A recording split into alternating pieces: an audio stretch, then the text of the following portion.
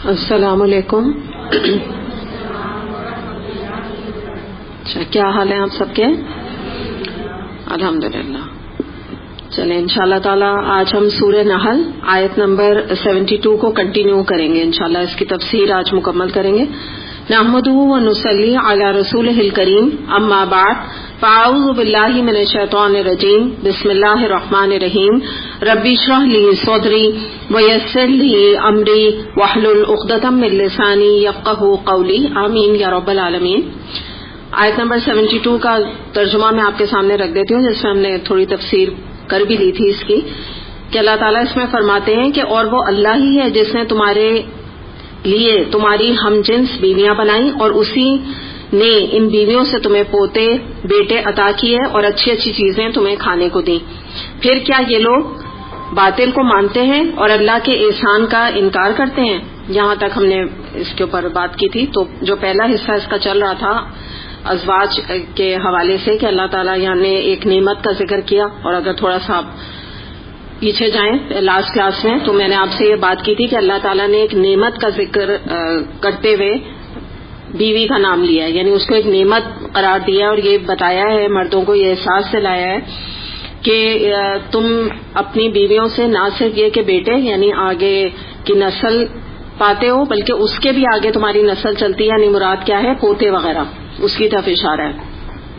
تو ہم نے کچھ عورتوں کے حوالے سے بات کی تھی، مردوں کے دونوں کے رائٹس کے حوالے سے. تو اس کے حوالے سے ہم تھوڑا سا عورتوں کے کوالٹیز دیکھنے کی کوشش کرتے ہیں کہ ایک عورت کو اپنے شوہر کے لیے مزاج شناس ہونا چاہیے. یہیں پر ہم نے بات ختم کی تھی کہ اس کو ایک اندازہ ہونا چاہیے اپنے شوہر کے مزاج کا، کہ وہ کس وقت کیا بات کرنا پسند کرتا ہے، یا کیا کھانا پسند کرتا ہے، یا اس کا آرام کا کون سا وقت ہے، یا کون سا بات کرنے کا موقع اس کے لیے زیادہ بہتر ہوتا ہے. پھر نبی کریم صلی اللہ علیہ وسلم کا اگر ہم اسوہ دیکھیں تو ہمیں پتہ چلتا ہے کہ کوئی پریشانی ایسی نہیں ہوتی تھی کہ آپ خدیجہ رضی اللہ عنہا کے پاس آتے اور ان سے ڈسکس کرتے اور وہ اس پریشانی کو دور بھی کر دیتی. اور جبکہ آپ یہ دیکھیں کہ جب وحی بھی آئی تھی تو عام طور پہ تو جو لوگوں کا طریقہ ہوتا ہے وہ تو مردوں کے پاس امپورٹنٹ باتوں کے لیے جاتے ہیں نا، مرد یعنی سوچتے ہیں کہ مردوں کو زیادہ چیزوں کے بارے میں پتہ ہے، لیکن وہی جیسے نازک معاملے میں بھی آپ سب سے پہلے خدیجہ رضی اللہ عنہا کے پاس آئے اور آپ نے ان سے کہا زمبلونی زمبلونی، مجھے چادر اڑا دو. اور ایک جو آپ پریشانی کی کیفیت میں تھے تو وہ آپ نے پورا ڈسکس کیا خدیجہ رضی اللہ عنہا سے، کسی مرد سے نہیں کیا، کسی فرینڈ سے باہر جا کے نہیں کیا. تو اس سے ہمیں پتہ چلتا ہے کہ آپ اپنی بیوی کو یعنی اور بھی آپ کی بیویوں کو اور خدیجہ رضی اللہ عنہا کو اتنی امپورٹنس دیتے تھے، اور آپ کو یہ پتا تھا کہ اگر میں یہ بات ڈسکس کروں گا تو یقیناً وہ مجھے بہترین مشورہ دیں گی، جس میں انہوں نے یہ کہا تھا کہ اللہ تعالیٰ انشاءاللہ آپ کو ضائع نہیں کرے گا. آپ کیوں فکر کر رہے ہیں، آپ کیوں ان ہماری زبان میں کہیں کہ ٹینشن کر رہے ہیں کسی قسم کی بھی. تو اس میں ایک اور بات ہم دیکھ سکتے ہیں کہ بیوی، ایک اچھی بیوی جو ہے وہ اپنے شوہر کو سکون پہنچانے والی کس طرح ہو سکتی ہے. جیسے قرآن کی ایک آیت میں بھی آتا ہے لِتَسْكُنُوا إِلَيْهَا، ہم نے تمہارے لیے بیویاں بنائیں تاکہ تم ان کے پاس سکون حاصل کرو. یہ ایک آیت دوسرے قرآن میں آیت کا حصہ ہے. تو ہوتا یہ ہے کہ جیسے جو شوہر ہوتے ہیں ان کے کسی کے بزنس ہوتا ہے، کوئی جاب کرتے ہیں، کوئی اور ان کی میڈیسن میں ڈاکٹر ہوتے ہیں، انجینئر ہوتے ہیں، مختلف ان کے پروفیشن ہوتے ہیں نا جو ہسبینڈ کام کر رہے ہوتے ہیں.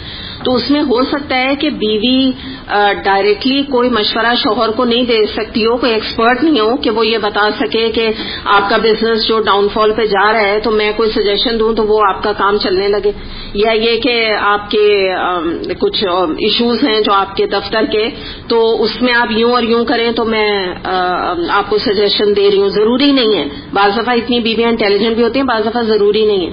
بات کیا ہوتی ہے لِتَسْكُنُوا إِلَيْهَا، سکون پہنچانے سے مراد یہ ہے کہ ایک عورت جو ہے وہ شاید ان مسائل کو، اچھی بیوی ان تمام مسائل کو حل نہ کر سکتی ہو، لیکن اس کی کوالٹی کیا آئے گی کہ وہ ایسے موقع پر اپنے شوہر کو کام کر دے، اس کو ٹینشن فری کر دے، اس کو جو اس کی ذمہ داری اس کی ٹینشن ہے اس سے ریلیز کروا دے کہ آپ فکر نہیں کیے. مثال کے طور پہ بس اتنا ہی سا جملہ کہ آپ فکر نہ کیجئے، انشاءاللہ سب ٹھیک ہو جائے گا. آپ ابھی نماز پڑھیے عشاء کی، اللہ تعالیٰ سے دعا مانگیے، انشاءاللہ آپ کا تمام مسئلے حل ہو جائیں گے. کوئی ایسی ہے بڑی بات نہیں ہے. یہ احساس دلانا. یا وہ آ کے کہتے ہیں کہ بھائی اللہ نہ کرے کہ اب شاید میرا جاب کا معاملہ مشکل لگ رہا ہے کہ چل سکے یہ نوکری، یعنی نکالنے کا معاملہ ہے، کچھ اس ٹائپ کا بات ہے. تو اگر تو آپ عورت عقل مند یہ دیکھے کہ بھئی اگر ان کی غلطی ہے تو سمجھائے کہ بھئی آپ ٹائم پہ جایا کریں، آپ وقت لگائیں، آپ اوور ٹائم کریں تاکہ آپ کے باس آپ سے خوش ہوں اور آپ کو جاب پہ نہ نکالیں. اور اگر یہ دیکھیں کہ کوئی مجبوری ایسی آ گئی جیسے بعض دفعہ جاب سے فارغ کر دیا جاتا ہے تو ایسے میں اس کے لیے پریشانی نہ کھڑی کر دے کہ ہاں ٹھیک ہے اللہ مالک ہے دیکھ لیں گے، آپ تھوڑا وقت لیجئے، کوئی اور جاب ڈھونڈنی شروع کر دیجئے، تب آپ اس کو چھوڑیے. یعنی مراد یہ ہے کہ اس طریقے سے اپنے شوہر کو سنبھالنے والی ہونی چاہیے، بیوی کا یہ کردار ہونا چاہیے اور اسی سے سکون پیدا ہوتا ہے. اور اگر آپ اس کو وائس ورسا یا بالکل اپوزٹ کر لیجئے کہ اگر کوئی بیوی جو ہے وہ کسی شوہر کی جاب ختم ہونے کے بارے میں سن کے چیخنا چلانا شروع کر دے، واویلا مچانے لگے، فون کر کے سب کو بتانے لگے کہ ان کی تو نوکری ختم ہونے والی ہے اور اب کیا ہوگا اور مہینے کی تنخواہ کا کیا ہوگا، تو یہ جو ایٹیٹیوڈ ہے وہ تو شوہر کو اور زیادہ اینزائٹی میں مبتلا کر دے گا نا، اور زیادہ اس کے تو ہاتھ پاؤں پھلا دے گا کہ جو وہ آگے جاب بھی ڈھونڈ رہا ہو نا تو وہاں پہ بھی جا کے شاید اسے کامیابی نہ ملے جب بیوی اس کو سپورٹ کرنے والی نہ ہو. تو یہ وہ فیکٹرز ہیں جو اسلام ہمیں سکھاتا ہے. اس کے علاوہ یہ کہ ایک گھر کی حیثیت سے جب یہاں ذکر کیا جا رہا ہے اس کی کوالٹی بتائی جا رہی ہے تو اس میں یہ چیز بھی آتی ہے کہ ایک عورت کے اندر سلیقہ ہونا چاہیے. اور سلیقہ کیا ہوتا ہے کہ گھر میں صاف ستھرا ماحول ہو. ضروری نہیں ہے کہ پیسے سے سلیقے کو خریدا جائے، جیسے ہم نے لاسٹ کلاس میں بات کی تھی کہ ہر سال جو ہے پردے بدلوانا اور ٹیپسٹری کو چینج کرانا یہ ضروری نہیں سلیقے میں آتا ہو. ہاں ٹھیک ہے بہت گندی کوئی چیز ہو گئی اور آپ چینج کراتے ہیں وہ الگ بات ہے، لیکن سلیقہ یہ ہوتا ہے کہ جو کچھ اللہ تعالیٰ نے آپ کو دیا ہوا ہے آپ اس کو سینت کر صاف ستھرا کر کے رکھیں. یعنی اتنا نیٹ کلین آپ رکھیں کہ آپ کی جو بھی ٹیپسٹری ہے یا آپ کے پردے ہیں وہ سالہ سال چلیں، یا اور بھی گھر کی چیزیں آپ کا گھر جو ہے وہ اسپاٹلیس کلین نظر آئے جب کوئی گھر میں داخل ہونا. یہ تمام چیزیں سلیقے میں آتی ہیں. اس کے علاوہ یہ کہ بیوی میں میچورٹی ہونا چاہیے، جیسے میں نے ابھی آپ کو بتایا ہے، اسٹیبلٹی ہونی چاہیے، خوش اخلاقی ہونی چاہیے، ایک چہرے پر مسکراہٹ ہونی چاہیے کہ شوہر جب گھر آئے تو اس کو اس ویلکمنگ انداز سے وہ اس کو ویلکم کرے. اور ایک یہ جو فیلنگ ہوتی ہے نا، یا ایک فیلنگ کہہ لیجیے آپ، یا ایک اسے تاثر دینا کہ آپ کے آنے سے مجھے خوشی ہوئی ہے. جیسے یہ انڈیفرنٹ معاملہ بیوی کا نہیں ہونا چاہیے. یہ تمام میں آپ کو نا اسلامی لحاظ سے یہ چیزیں بتا رہی ہوں، تربیت کے حصہ ہیں یہ، کہ مثال کے طور پہ اس کو یہ نہ لگے کہ کوئی it doesn't make any difference to you کہ وہ گھر آ بھی گئے یا نہیں آئے. جیسے بعضوں کا یہ رویہ ہوتا ہے نا کہ آ گئے تو وہ سلام بھی صحیح طرح نہیں کیا اور ایک دم اٹھ کے چلی گئی، جا کے کھانے میں لگ گئی اور احساس ہی نہیں کہ شوہر آئے. تو یہ چیزیں نا شوہر کا جو مزاج ہوتا ہے وہ ذرا سینسیٹیو ہوتا ہے، ذات شوہر اپنی بیویوں کے بارے میں. تو یہ چیزیں جو ہے نا ہمارے اپنے اوپر ڈیپینڈ کرتا ہے کہ ہم اپنی ریلیشن شپ اپنے شوہروں کے ساتھ اچھی پلیزنٹ کرنا چاہتے ہیں، یا بس ایک کہتے ہیں نا وقت گزارنے کے لیے. جیسے نہیں آدمی کہتا ہے چلو یوں ہی زندگی گزر رہی ہے تو چلو تھوڑی اور گزر جائے. تو یہ طریقہ ہوتا نہیں ہے. یعنی جب آپ جس کے ساتھ زندگی گزار رہے ہوتے ہیں تو کیوں نہیں آپ کوالٹی آف لائف گزاریں نا، خوشگوار زندگی گزاریں جب زندگی گزارنی ہے. اس کے علاوہ یہ کہ شوہروں کو اپنے بھائیوں سے یا اپنے کزن سے یا اپنے بہنوئیوں سے کبھی کمپیئر نہیں کرنا چاہیے. ہر ایک کی اپنی ایک پرسنالٹی ہوتی ہے، ہر ایک کی کچھ اپنی خوبیاں زیادہ ہوتی ہیں. ہو سکتا ہے آپ کو اپنے بھائی میں کچھ خوبیاں بہت اچھی دکھ رہی ہوں، لیکن انہی کی وائف آپ کی بھابھی کو کچھ چیزیں ان کی ناگوار رکھتی ہوں جو آپ کو نہیں پتا ہو. تو اس لیے کسی کو نا ہم کہیں ایک سانچہ نہیں بنا سکتے اپنے ہسبینڈز کے لیے کہ آپ میرے بھائی کے سانچے میں ڈھل جائیں، یا آپ میرے کزن کے جیسے ہو جائیں، یا آپ میرے بس بہنوئی کی طرح ہو جائیں، مجھے بس ایسا میاں چاہیے. یہ نا ان ایکسپیکٹڈ جو ایک ہے نا، یعنی آپ ایک ان سے ایکسپٹ کرتے ہیں چیز کو، تو یہ بہت جس کو کہتے ہیں نا کہ ان ریئلسٹک ڈیمانڈ ہے ایک عورت کی، کہ ہر وقت یہ کمپیریزن کرنا کہ میرے گھر میں تو ایسا ہوتا تھا اور جب یعنی فلاں دن ایسا ہوتا تھا تو ہم یہاں جاتے تھے اور ہم یوں کرتے تھے اور ہم ویسے کرتے تھے اور آپ کے گھر میں یہ نہیں ہوتا. تو اب تو یہ عورت کو سوچنا چاہیے کہ وہ اب گھر نہیں رہا، اب یہی پریزنٹ گھر ہے جو کچھ یہاں ہو رہا ہے اب یا تو اس میں اڈیپٹیبل وہ ہو، فلیکسیبل ہو کہ اپنے آپ کو اڈیپٹ کرے، بہتر طریقہ یہی ہوتا ہے. اور اگر کچھ چیزیں غلط ہو رہی ہیں، مثال کے طور پر بدعات ہو رہی ہیں یا اور کچھ چیزیں ہو رہی ہیں، تو ان سے جس کو کہتے ہیں نا گیٹ ریڈ آف اٹ طریقے سے، حکمت سے ان سے جان چھڑانی ایک طریقے سے جو کہتے ہیں نا. لیکن یہ کہ یہ نہیں ہوگا کہ ایسے کوئی آپ کو بالکل ایک اور گھر آپ کے ماں باپ کی طرح کا مل گیا کہ جو کہ بالکل پرفیکٹ ہے، اور آپ کے سسر بھی بالکل آپ کے والد کی طرح اور ساس بھی بالکل آپ کی والدہ کی طرح، تو یہ تو کوئی خواب میں بھی یہ چیز پاسبل نہیں ہے نا. تو یہ ان ریئلسٹک ایکسپیکٹیشن ہی دراصل نا پھر ہمیں مایوس کرتی ہیں. ہم جب سسرالوں میں جاتے ہیں نا تو پھر ہمیں لڑکیوں کو یہ بہت بار بار خیال آتا ہے، بار بار کمپیریزن کرتی ہیں، میری امی تو یہ کہتی تھی، انہوں نے کیسے کہا. تو وہ آپ کی ہے ہی نہیں والدہ. ہماری جو ٹیچر ہے انہوں نے شروع میں جب سب سے پہلے یہ بات کی تھی تو ہمیں یعنی بہت حیرانی ہوئی تھی نا. تو وہ ہمیشہ یہ کہتی تھی ہماری ٹیچر کہ جنہوں نے پڑھایا ہمیں تفسیر، تو وہ یہ کہتی تھی کہ دیکھو جو رشتہ ہے نا اللہ تعالیٰ نے اس رشتے کو کسی وجہ سے بنایا ہے اور اس کو نام بھی دے دیا ہے. قرآن میں آتا ہے کہ ہم نے تمہارے لیے سسرال بھی بنائے، سسرال کا ورڈ استعمال کیا ہے، ٹھیک ہے نا، کیا ہے. تو اب بات کیا ہے کہ اگر اللہ تعالیٰ نے کسی کو کہا یہ تمہاری ساس ہے اور کسی سے کہا یہ سسر ہے اور یہ تمہاری نند ہے، تو آپ ریئلسٹکلی اسپیکنگ آپ انہی رشتوں کو یہی رشتے سمجھیے. مثال کے طور پہ یہ کہنا کہ میں تمہاری ساس نہیں، میں تمہاری ماں ہوں، تو کہنے سے نا وہ ماں ہونی جائے گی. اچھا اب میں بھی آپ کو جب یہ بات کہہ رہی ہوں نا، جب میں نے بھی پہلی دفعہ سنی تھی تو مجھے ذرا تھوڑی گریجولی ڈائجسٹ ہوئی تھی یہ بات، صحیح ہے، کیونکہ ہمارے معاشرے میں کیا یہ برا سمجھتے ہیں کہ انہوں نے یعنی کیسے یہ کہہ رہے ہیں نا کہ ماں کی طرح نہیں ہے. بھئی ہم تو ساس ہیں، ہم تو بالکل تمہاری ماں کی طرح تمہیں پروف کر کے دکھائیں گے. یا سسر ہے وہ یہ کہیں بس سمجھو میں تمہارے باپ کی طرح ہوں. تو ہوتا کیا ہے کہ جب لڑکی ان کو اپنے ماں کے روپ میں دیکھنے لگتی ہے اور باپ کے روپ میں، تو کیا ہوتا ہے پھر وہ بہت مایوس کرتے ہیں، کیونکہ وہ بن نہیں سکتے. وہ کتنا بھی اپنے اوپر ونیئر چڑھائیں، وہ نند کتنا بھی اپنے اوپر ونیئر چڑھائے کہ میں آپ کی سگی بہن ہوں، وہ بنے گی نہیں. جب موقع آئے گا نا، جب وقت ہوگا، کوئی بھی موقع آئے گا، تو وہ اپنے اصل جو ان کا روپ ہے، یعنی کوئی برائی نہیں اس میں، جو ان کو جو اصل میں وہ ہیں، ساس ہیں یا سسر ہیں، وہ اس روپ میں آ جائیں گے. ٹھیک ہے. تو اس وقت کیا ہوگا، وہ لڑکی کہے گی میں نے تو آپ کو ماں سمجھا تھا. کیونکہ ماں کا معاملہ کیا ہوتا ہے کہ ماں آپ کی بہت ساری چیزوں کو اگنور کر دیتی ہے نا. اچھا، اور 4 دفعہ اگنور کر کے کبھی ایسی ڈانٹ پلاتی ہیں کہ انسان کے نا ہوش ٹھکانے آ جاتے ہیں، صحیح ہے. لیکن کیونکہ وہ ماں ہوتی ہیں تو لڑکی کیا ہوتا ہے، ابھی ایک دفعہ کہا کہے گی ٹھیک ہے کیا ہو گیا، امی نے کہا ہے نا، صحیح ہے کوئی بات نہیں. اچھا، ساس نے وہی ڈانٹا اس طریقے سے تو کوئی نہیں بہو برداشت کرے گی، ٹھیک ہے نا. وہ کہے گی انہوں نے مجھے کیوں ڈانٹا. اس وقت وہ بھی کیا چاہے گی، وہ کہے گی میری ماں تو نہیں ہے نا، یہ میری اتنی کوئی وہ تو نہیں ہے نا سنسیئر. اس وقت وہ بھی یہ بات سوچنے لگے گی. تو اس لیے مجھے بڑی ان کی حکمت کی بات لگی کہ انہوں نے کہا دیکھو جو رشتے اللہ نے بنائے ہیں ان کو حقیقتاً انہی رشتوں کو رہنے دو، اور اللہ تعالیٰ کو بھی سچائی پسند ہے. سچی بات ہے بھی یہی. یہ بلا وجہ اس طرح سے اپنے آپ کو نا ایک جس کو کہتے ہیں نا کہ مغالطے میں ڈالنے والی بات ہے کہ بلا وجہ سوچتے رہنا کہ یہ وہ ہے، وہ میری بیٹی ہے، وہ میرا بیٹا ہے. وہ داماد کو کہنا کہ تم میرے داماد تھوڑی، تم میرے بیٹے ہو. بہت فرق ہوتا ہے داماد و بیٹے میں، یاد رکھیے گا. ہمارے معاشرے میں شاید اور کسی معاشرے میں اتنا نہیں ہوتا ہو جتنا ہمارے معاشرے میں فرق ہے نا اس چیز میں ہوتا ہے. کیونکہ داماد کا تو تصور ہی آتے ہی ہوتا ہے نا کہ بہت ساری چیزیں یہ مائنڈ کر رہے ہوں گے. تو بہتر ہے کہ جو ساس سسر ہیں وہ اس کی تھوڑا سا اس کو نا امپورٹنس دے دیں جو وہ ڈیزرو کرتا ہے. کیونکہ نا یہ ایک ہمارا مائنڈ سیٹ بنا ہوا ہے، ہم اس کو کچھ کر نہیں سکتے. تو اخلاق تو اسلام میں منع نہیں ہے نا اخلاق سے بات کرنا.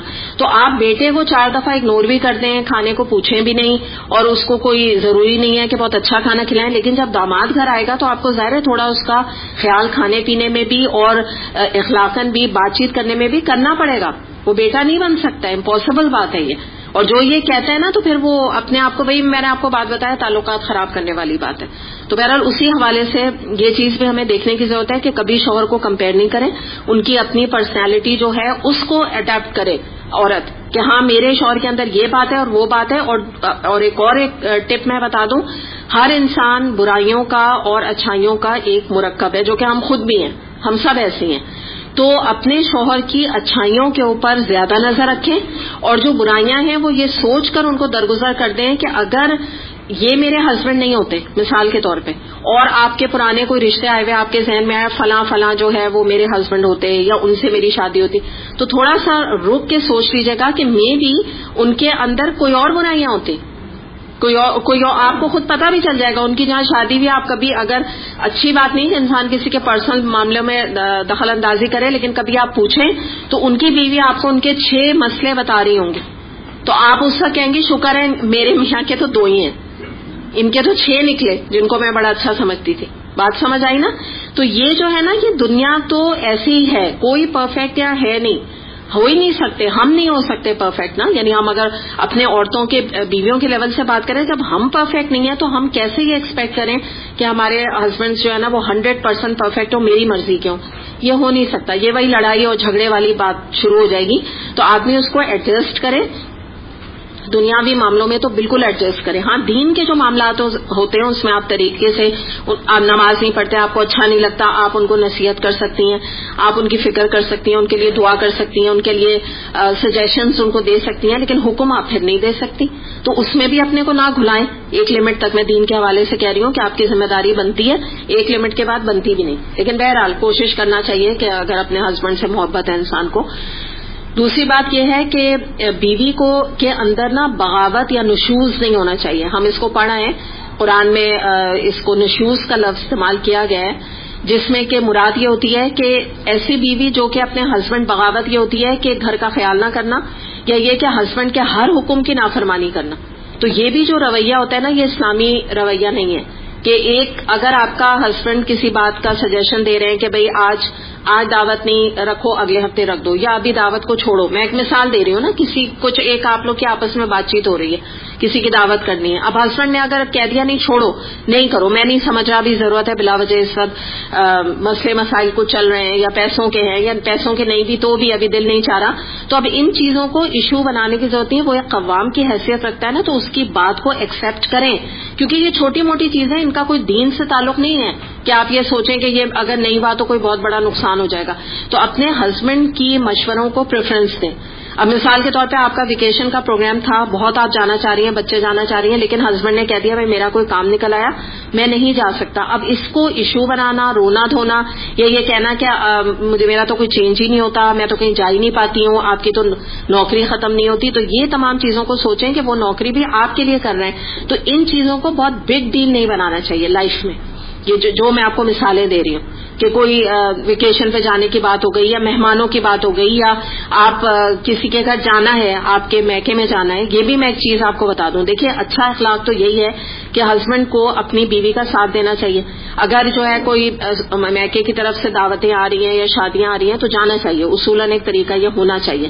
لیکن اگر آپ کے ہسبینڈ کوئی ادھر نہیں ہوتا، وہ چچی کے چچا کے پتہ نہیں کیا، چچی کے بھائی کے بیٹے کے فلاں کی شادی ہے، ٹھیک ہے، اس طرح کا کوئی آ گیا، اب وہ کہہ رہے ہیں بھائی نہ مجھے کچھ نہیں پتا ان کے بارے میں تو تمہاری چچی سے ہی نہیں ملا، تو یہ چچی کے بھی کون آگے کے رشتے ہیں، تو میرا نہیں موڈ ہو رہا، میں نہیں جانا چاہ رہا.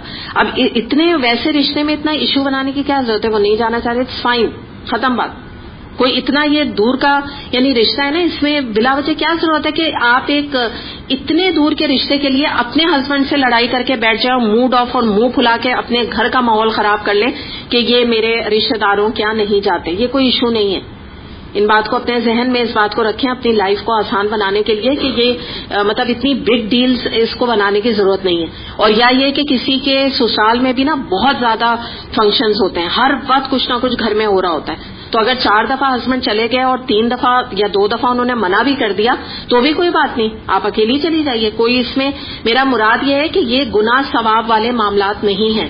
میں نے کہا اچھا اخلاق یہ ہے کہ شوہر جائے، لیکن اگر نہیں جاتا تو زیادہ اس کو نا یعنی اپنی ایک زندگی کو دیکھیں، آپ اپنی پرسنل لائف کو دیکھیں، آپ اچھا مزاج رکھیں کہ ٹھیک ہے کوئی بات نہیں. یہ وہ چیزیں نہیں ہیں کہ جس پہ کہ کوئی انسان کے گھر ٹوٹ جائیں یا وہ اللہ نہ کرے طلاق مانگنے لگ جائے اور یہ سوچے کہ میں تو میری خوشی کا سارا معیار ہی ہے. وہ بیچارہ کما کے لا رہا ہے، آپ کو کھلا رہا ہے، آپ کا خیال کر رہا ہے، وہ ایک طرف چلا گیا کہ یہ میرے ساتھ کہیں میرے گھر والوں کے فنکشنز میں جاتے نہیں. تو یہ یعنی کوئی اس کو کمپیریزن بنتا نہیں ہے اس حوالے سے نا. ترمذی میں حدیث آتی ہے، ابو ہریرہ رضی اللہ عنہ سے روایت ہے، نبی اکرم صلی اللہ علیہ وسلم نے فرمایا اگر میں کسی کو کسی مخلوق کے لیے سجدے کا حکم دیتا تو عورت کو حکم دیتا کہ وہ اپنے شوہر کو سجدہ کرے، لیکن یہ بات یاد رکھیے گا شرط کے ساتھ ہے کہ اگر میں حکم دیتا، یعنی کیا مراد ہے، آپ نے حکم نہیں دیا تو یہ نہیں بات ہے کہ کوئی سجدے کا حکم دیا جا رہا ہے، لیکن اس سے آپ ایک شوہر کی حیثیت کا اندازہ لگا سکتے ہیں کہ بہرحال ایک جو اس کی ڈیو امپورٹنس ہے وہ ایک اچھی بیوی کو دینا ضروری ہے، جس کا ذکر جیسے یہاں کیا گیا۔ ترمذی میں ایک اور حدیث آتی ہے، ام سلمہ رضی اللہ عنہا سے روایت ہے کہ رسول اللہ صلی اللہ علیہ وسلم نے فرمایا جو عورت اس حال میں دنیا سے جائے کہ اس کا شوہر اس سے راضی اور خوش ہو تو وہ جنت میں جائے گی۔ اب یہاں یہ بات آپ یاد رکھیے گا کہ صرف شوہر کو راضی کرنے سے وہ جنت نہیں چلی جائے گی، یعنی مراد کیا ہے کہ ایک طرف اللہ کی نافرمانی ہے، ایک طرف بے حیائی ہے، ایک طرف جو ہے غیبت بھی چل رہی ہے اور بھی مختلف برائیاں چل رہی ہیں، اور ساتھ میں اگر وہ فرما بردار ہے تو جنت چلی جائے گی۔ یہ چیز میں نے آپ کو پہلے بھی سمجھائی تھی کہ اٹ از کوائٹ آبویس کہ وہ ایک صالحہ مومنہ ہوگی۔ بات سمجھ آئی؟ مومنہ کیا ہوتی ہے؟ یعنی اللہ کے دین کے اوپر کاربند ہوگی، تقویٰ اس کے اندر ہوگا، وہ تمام معاملات بھی اللہ کی مرضی سے اپنی زندگی کو گزار رہی ہوگی، پلس پوائنٹ کیا ہوگا کہ شوہر کی بھی تابع دار ہوگی۔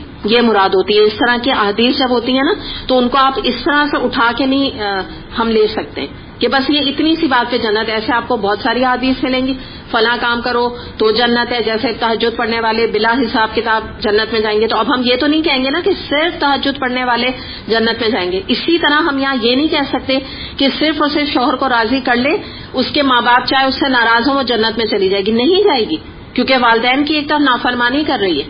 بات کلیئر ہو گئی آپ کو؟ تو یہ ایک پوری پرسنالٹی ایک عورت کی بنتی ہے، جو کہ جب حدیث نبی کریم صلی اللہ علیہ وسلم سامنے رکھتے ہیں تو یاد رکھیے گا کہ ایک مومن عورت ہی کی بات یہاں ہو رہی ہے۔ کوائٹ کلیئر ہے کہ اس کے اپنے والدین کے ساتھ بھی معاملات اچھے ہیں، کوئی گناہ کبیرہ میں بھی مبتلا نہیں ہے، اللہ نہ کرے، کوئی اس کے ایڈلٹری نہیں کرتی، زنا نہیں کرتی، شراب نہیں پیتی، یہ سب کوائٹ آبویس ہے۔ ٹھیک ہے، یہ چیز اپنے ذہن میں رکھیں۔ اچھا، آگے دیکھتے ہیں کہ جو اسی کا نا آگے کا حصہ آ رہا ہے پھر کہ اور تمہیں اچھی اچھی چیزیں کھانے کو دیں، یعنی مراد کیا ہے کہ یہ اللہ تعالیٰ کی نعمتیں اللہ تعالیٰ گنوا رہے ہیں نا۔ پہلی نعمت ایک اچھی بیوی، پھر اس سے بیٹے پوتے، یہ نعمت ہوئی دوسری۔ اب یہ بتایا کہ اس کے ساتھ ساتھ اللہ تعالیٰ نے تمہیں اچھی اچھی پاکیزہ چیزیں کھانے کو بھی دیں۔ تو جب ایک ہوم یا گھر کا ذکر کیا جائے گا تو کھانے کے بغیر تو آپ سمجھیں کہ اس کا تذکرہ ادھورا رہ جاتا ہے نا۔ جیسے قرآن میں آتا ہے کلو وشربو ولا تسرفو، یعنی مراد یہ ہے کہ اب جب تم ایک گھر میں ایک یونٹ میں ایک عورت رہتی ہے تو اصل میں عورت کے ہاتھ میں گھر کا پورا انتظام ہوتا ہے۔ تو مراد کیا ہے کہ تم گھر میں رہتے ہوئے کھاؤ پیو، اپنے شوہر کو کھلاؤ، اس کا بھی دل خوش کرو، بچوں کو کھلاؤ پلاؤ، اور ان تمام چیزوں میں بس ایک کیا فارمولا اپلائی تمہیں کرنا ہے، تصرفو، بس اسراف نہ کرنا، پیسے کو ضائع نہیں کرنا، کھانے کو ضائع نہیں کرنا، یا کھانے میں بھی اتنا زیادہ یعنی لیوش ڈنرز اور کھانے نہ کرنا کہ تمہارے شوہر کا ہی پیسہ ضائع ہونے لگے۔ یعنی یہاں ایک طرف سے عورت کی ہی ایک کوالٹی بتائی جا رہی ہے، اور یہ کوالٹی عورت ہی کے اندر ہو سکتی ہے، کیونکہ دیکھیں شوہروں کو اندازہ نہیں ہوتا، بجٹنگ ان کو آئیڈیا نہیں ہوتا کہ وہ جیسے مہینے کے آخری میں کوئی دعوت کا کہہ دیں گے تو وہ بیوی ہے جو یہ بتائے گی کہ بھائی اتنا بجٹ ہے، ابھی رہنے دیں ابھی اس مہینے، مثال کے طور پہ میں یہ بات آپ کو بتا رہی ہوں۔ تو اس طرح سے بھی آپ اس آیت کو لے سکتے ہیں۔ دوسری بات یہ کہ آگے تھوڑا چلتے ہیں، پھر ہم دیکھتے ہیں افا بالباطل یؤمنون، پھر کیا یہ لوگ باطل کو مانتے ہیں اور اللہ کے احسان کا انکار کرتے ہیں۔ اب بالکل تھوڑا سا، حالانکہ آیت سیم ہے لیکن ٹاپک بالکل چینج ہو رہا ہے۔ یہاں پہ اللہ تعالیٰ اب ایک سوال کر رہے ہیں کفر کرنے والوں سے، کہ اللہ تعالیٰ پوچھ رہے ہیں کہ یہ کیا اللہ کی وحدانیت کا یا اللہ تعالیٰ کی توحید کا کیا یہ انکار کر رہے ہیں؟ تو یہاں پہ ہمیں پتہ چلتا ہے کہ یہ جو بات آ رہی ہے نا باطل کو ماننا، باطل سے ماننے کی مراد کیا ہے کہ اللہ کے علاوہ دوسرے الہ تراش لینا، اپنے لیے بنا لینا۔ تو اس کی طرف یہاں اشارہ کیا جا رہا ہے کہ یہ بھی کفر ہے، اور اس کے ساتھ ساتھ کفران نعمت یہ بھی ہوتا ہے کہ اللہ تعالیٰ کی نعمتوں کا انکار کیا جائے۔ تو اللہ تعالیٰ یہی یہاں پہ سوال کر رہے ہیں۔ دوسری بات آگے دیکھیے، اللہ تعالیٰ فرما رہے ہیں کہ یہ سب کچھ دیکھتے ہوئے اور جانتے ہوئے بھی باطل کو مانتے ہیں اور اللہ کے احسان کا انکار کرتے ہیں۔ یعنی کیا مراد ہے کہ اگر ہم غور کریں تو ہم یہ دیکھتے ہیں کہ دنیا میں تمام نعمتیں دینے والا اللہ تعالیٰ ہے، ہم اکثر اس پہ بات کرتے ہیں، تمام خوشیاں دینے والا، دعاؤں کا سننے والا، ہماری مصیبتوں کو دور کرنے والا. کہتے ہیں نا اللہ تعالیٰ ہی بیماری دیتا ہے اور پھر وہ اللہ ہی ہے جو تم کو شفا دے دیتا ہے. تو ہر چیز اللہ تعالیٰ کر رہا ہے. تو اللہ تعالیٰ پوچھیں کہ پھر یہ باطل کو کیوں مانتے ہیں؟ باطل سے میں نے جیسے آپ کو بتایا کہ شرکیہ عقائد بھی ہیں، بے بنیاد عقائد بھی ہیں مشرکین کے اور کفار کے. اس کے علاوہ جو مشرکین تھے ان کا خاص طور پہ یہ کانسیپٹ موجود تھا ان کے یہاں کہ قسمتیں بنانا، بگاڑنا، یا پیسہ دینا، روزگار فراہم کرنا، یا یہ کہ ہمیں جو اولاد دیتے ہیں یا ہماری بیماری دور کرتے ہیں، تو وہ کون کرتے ہیں؟ یہ ہمارے بت کرتے ہیں جن کو ہم نے بنایا ہوا ہے نا، جو شرک پرستی میں مبتلا ہے. اور اگر آج کے زمن میں آپ بات کریں تو یہاں پر بت پرستی نہیں تو قبر پرستی کا ذکر کیا جا رہا ہے. یعنی اللہ تعالیٰ کہہ رہے ہیں کہ سب کچھ میں دیتا ہوں، تمام نعمتیں دینے والا میں ہوں، لیکن اس کے باوجود تم باطل پرستی پہ بلیو کرتے ہو. یعنی یہ کہ تم نے خود اپنی زندگیوں میں اللہ کے سوا بزرگ، قبر والے اور مختلف لوگ تم نے بنائے ہوئے ہیں جن کے آگے تم ہاتھ پھیلاتے ہو. تو اللہ تعالیٰ کہہ رہے ہیں کہ ان باطل نظریات سے تم نکلو اور ان چیزوں کو پیچھے چھوڑو اور اللہ کی وحدانیت کے اوپر ایمان لاؤ، کیونکہ سکون دل جو ہے اور سکون نفس جو ہے وہ اللہ تعالیٰ کی فطرت میں موجود ہے. اور فطرت ہمیں کیا سکھاتی ہے کہ میرا ایک رب ہے، بس ایک ہے، اسی سے مجھے مانگنا ہے، اسی کے آگے جھکنا ہے، اسی سے التجا کرنی ہے، اسی سے اپنی پریشانیوں کا ذکر کرنا ہے. اس کے علاوہ مجھے کہیں سکون نہیں ہے. یعنی اس کے علاوہ کوئی بھی اگر عقیدہ کو اختیار کرتا ہے اور کسی بھی شخص سے، زندہ یا مرے ہوئے شخص سے امیدیں لگاتا ہے تو وہ دراصل کیا ہے؟ ایک باطل عقیدہ ہے جس کے اوپر وہ بلیو کر رہا ہے. یا آج کے زمن میں آپ دیکھیں، ہم تھوڑا سا اس کو اگر آپ تھوڑا الیبریٹ کریں تو آج ہم نے لاسٹ کلاس میں بات کی تھی کہ ویمن لب کے نام پہ، عورتوں کے بھی فریڈم آف ایکسپریشن کے نام پہ آپ دیکھیں کتنی بے حیائی ویسٹ میں تھی، اب یہاں پر بھی آ گئی ہے. یعنی انہوں نے جو ہے مرد کی جو قوام کی حیثیت تھی، جو ابھی ہم نے تھوڑا بہت ڈسکس کیا اور ایک مرد کے حوالے سے کہ اس کے کیا رائٹس ہیں، ان کو بالکل ختم کر دیا کہ بالکل دونوں برابر ہیں، دونوں کا جو جی چاہے کریں. اس سے کیا ہو گیا ہے کہ ان کا جو ایک ہوم جو تھا، ایک جو گھر کا انسٹیٹیوشن تھا، وہ بالکل تباہ و برباد ہو گیا، تباہ و برباد ہے. ضروری نہیں کہ ڈیورس ہو، ساتھ بھی رہ رہے ہیں نا تو وہ ایک دوسرے کو وہ عزت ہی نہیں دے رہے. خاص طور پہ عورت مرد کو وہ عزت ہی نہیں دیتی ہے، رادہ وہ ڈیمانڈ زیادہ کرتی. تو جب وہ جو اللہ نے جو اس کو مقام دیا شوہر کو، جب آپ وہ مقام نہیں دیں گے، قرآن کے بالکل اپوزٹ چلنے کی کوشش کریں گے تو وہ بھی باطل نظریات ہو جاتے ہیں. یعنی اس میں بھی پھر سکون نہیں ہے. تبھی آج آپ دیکھ لیجیے وہاں ہیں گھر، یعنی شادیاں بہرحال ابھی بھی ہو رہی ہیں، ہم یوں نہیں کہہ سکتے کہ بالکل نہیں ہو رہی ہیں، مگر یہ کہ وہ بات نہیں ہے. اگر ہوتی ہیں تو خاص طور پہ تو آپ اگر میڈیا میں آپ پیپر پڑھیں تو آپ یہ دیکھیں ہر 1 سال 6 مہینے 7 مہینے کے بعد ہالی ووڈ میں تو عام طور پہ ڈیورسز ہوتی. یعنی کوئی بات ہی نہیں ہے، ایسے لگتا ہے کہ جیسے کوئی کپڑے چینج کر لیے یا کوئی اپنے گھر کا فرنیچر بدل لیا نا، اس طرح سے وہاں کپلز جو ہے آپس میں ڈیورسز اور اپنا چینج کرتے رہتے ہیں لائف پارٹنرز نا. تو یہی حال عام گھروں میں بھی ہے، کیونکہ انہوں نے وہ مقام ہی نہیں دیا. باطل نظریات پہ ان کا بلیف ہے. جو چیز ایون ان کا اپنی انجیل، ان کی بائبل سکھاتی ہے، اس پہ وہ نہیں چل رہے نا، جس میں کہ کچھ چیزیں ابھی بھی قرآن کی جیسے ہم بات کرتے ہیں کہ موجود ہیں. تو اللہ تعالیٰ یہی ایک یعنی ان کا ایک جو رویہ ہے اس کی طرف اللہ تعالیٰ توجہ دلا رہے ہیں اور تنقید کی نظر سے اس کو دیکھ رہے ہیں. آگے دیکھتے ہیں ہم آیت نمبر 73 اور 74. وَيَعْبُدُونَ مِن دُونِ اللَّهِ مَا لَا يَمْلِكُ لَهُمْ رِزْقًا مِّنَ السَّمَاوَاتِ وَالْأَرْضِ شَيْئًا وَلَا يَسْتَطِيعُونَ وَلَا تَضْرِبُوا لِلَّهِ الْأَمْثَالَ إِنَّ اللَّهَ يَعْلَمُ وَأَنْتُمْ لَا تَعْلَمُونَ. اور اللہ کو چھوڑ کر ان کو پوچھتے ہیں جن کے ہاتھ میں نہ آسمانوں سے انہیں کچھ بھی رزق دینا ہے، نہ زمین سے، نہ یہ کام وہ کر ہی سکتے ہیں. بس اللہ کے لیے مثالیں نہ گھڑو، اللہ جانتا ہے جو تم نہیں جانتے. اب یہ بالکل وہی بات آپ سمجھیں آگے ایکسٹینڈ ہو رہی ہے جو ابھی میں نے اتنی آپ کے سامنے بات رکھی شرک کے حوالے سے، کہ مراد یہ کہ اب اللہ تعالیٰ نے آیات میں فرما رہے ہیں کہ اللہ کا ایک بت سے یا قبر میں لیٹے ہوئے ایک انسان سے کوئی مقابلہ ہے ہی نہیں. اللہ اللہ ہے، انسان انسان ہے. وہ کبھی بھی انسان اللہ کے لیول پہ نہیں آ سکتا، چاہے کتنے ہی بڑا علامہ، چاہے کتنا بڑا کوئی اولیاء یا کوئی کتنا ہی بڑا بزرگ کیوں نہ ہو جائے، کوئی نہیں اس لیول پر آ سکتا. اللہ تعالیٰ کیا ہے؟ بے مثال ہے. اللہ تعالیٰ کی تو کوئی مثال ہی نہیں دی جا سکتی نا. جس کو ہم یہ کہتے ہیں کہ دیکھیں ہر انسان کی ایک لمیٹیشنز ہے.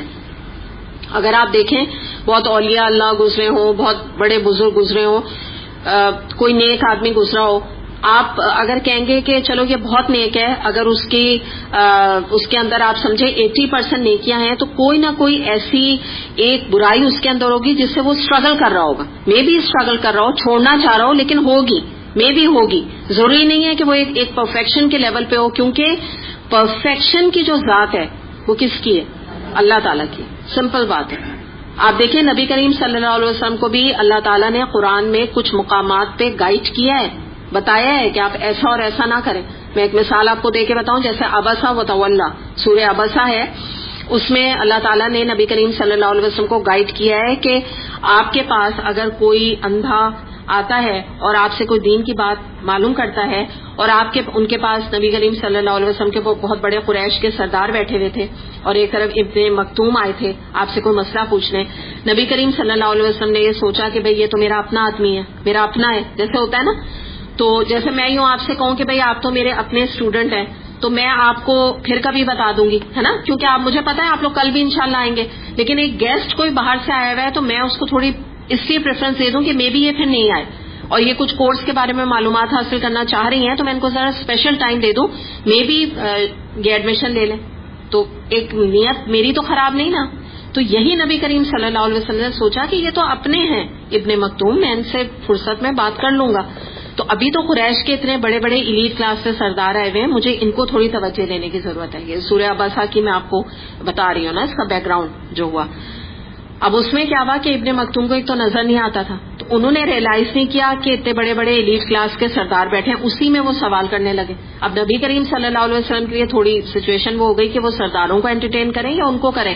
تو انہوں نے منہ کیا پھیرا، یعنی انہوں نے بجائے یوں کر کے ان کی بات سنتے وہ سرداروں کی طرف متوجہ ہو گئے. اس پر اللہ تعالیٰ نے یہ سورہ نازل کر دی، سورہ عبسہ، کہ آپ نے کیوں رخ پھیرا ایک اندھے سے کہ وہ آپ سے دین کا علم حاصل کرنے آ گیا، اور آپ کو کیا پتا کہ اگر آپ اس کو جواب دیتے تو وہ کتنی ہدایت پا جاتا. یعنی کیا مراد تھی کہ یہ جو امیر زادے اتنے امیر اور ایلیٹ کلاس سے تعلق رکھنے والے بیٹھے ہوئے ہیں، تو آپ کو نہیں ضرورت ہے ان کے آگے جھکنے کی. یعنی امپورٹنس کس کو دی اللہ تعالیٰ نے؟ ایک اندھے یعنی صحابی کو.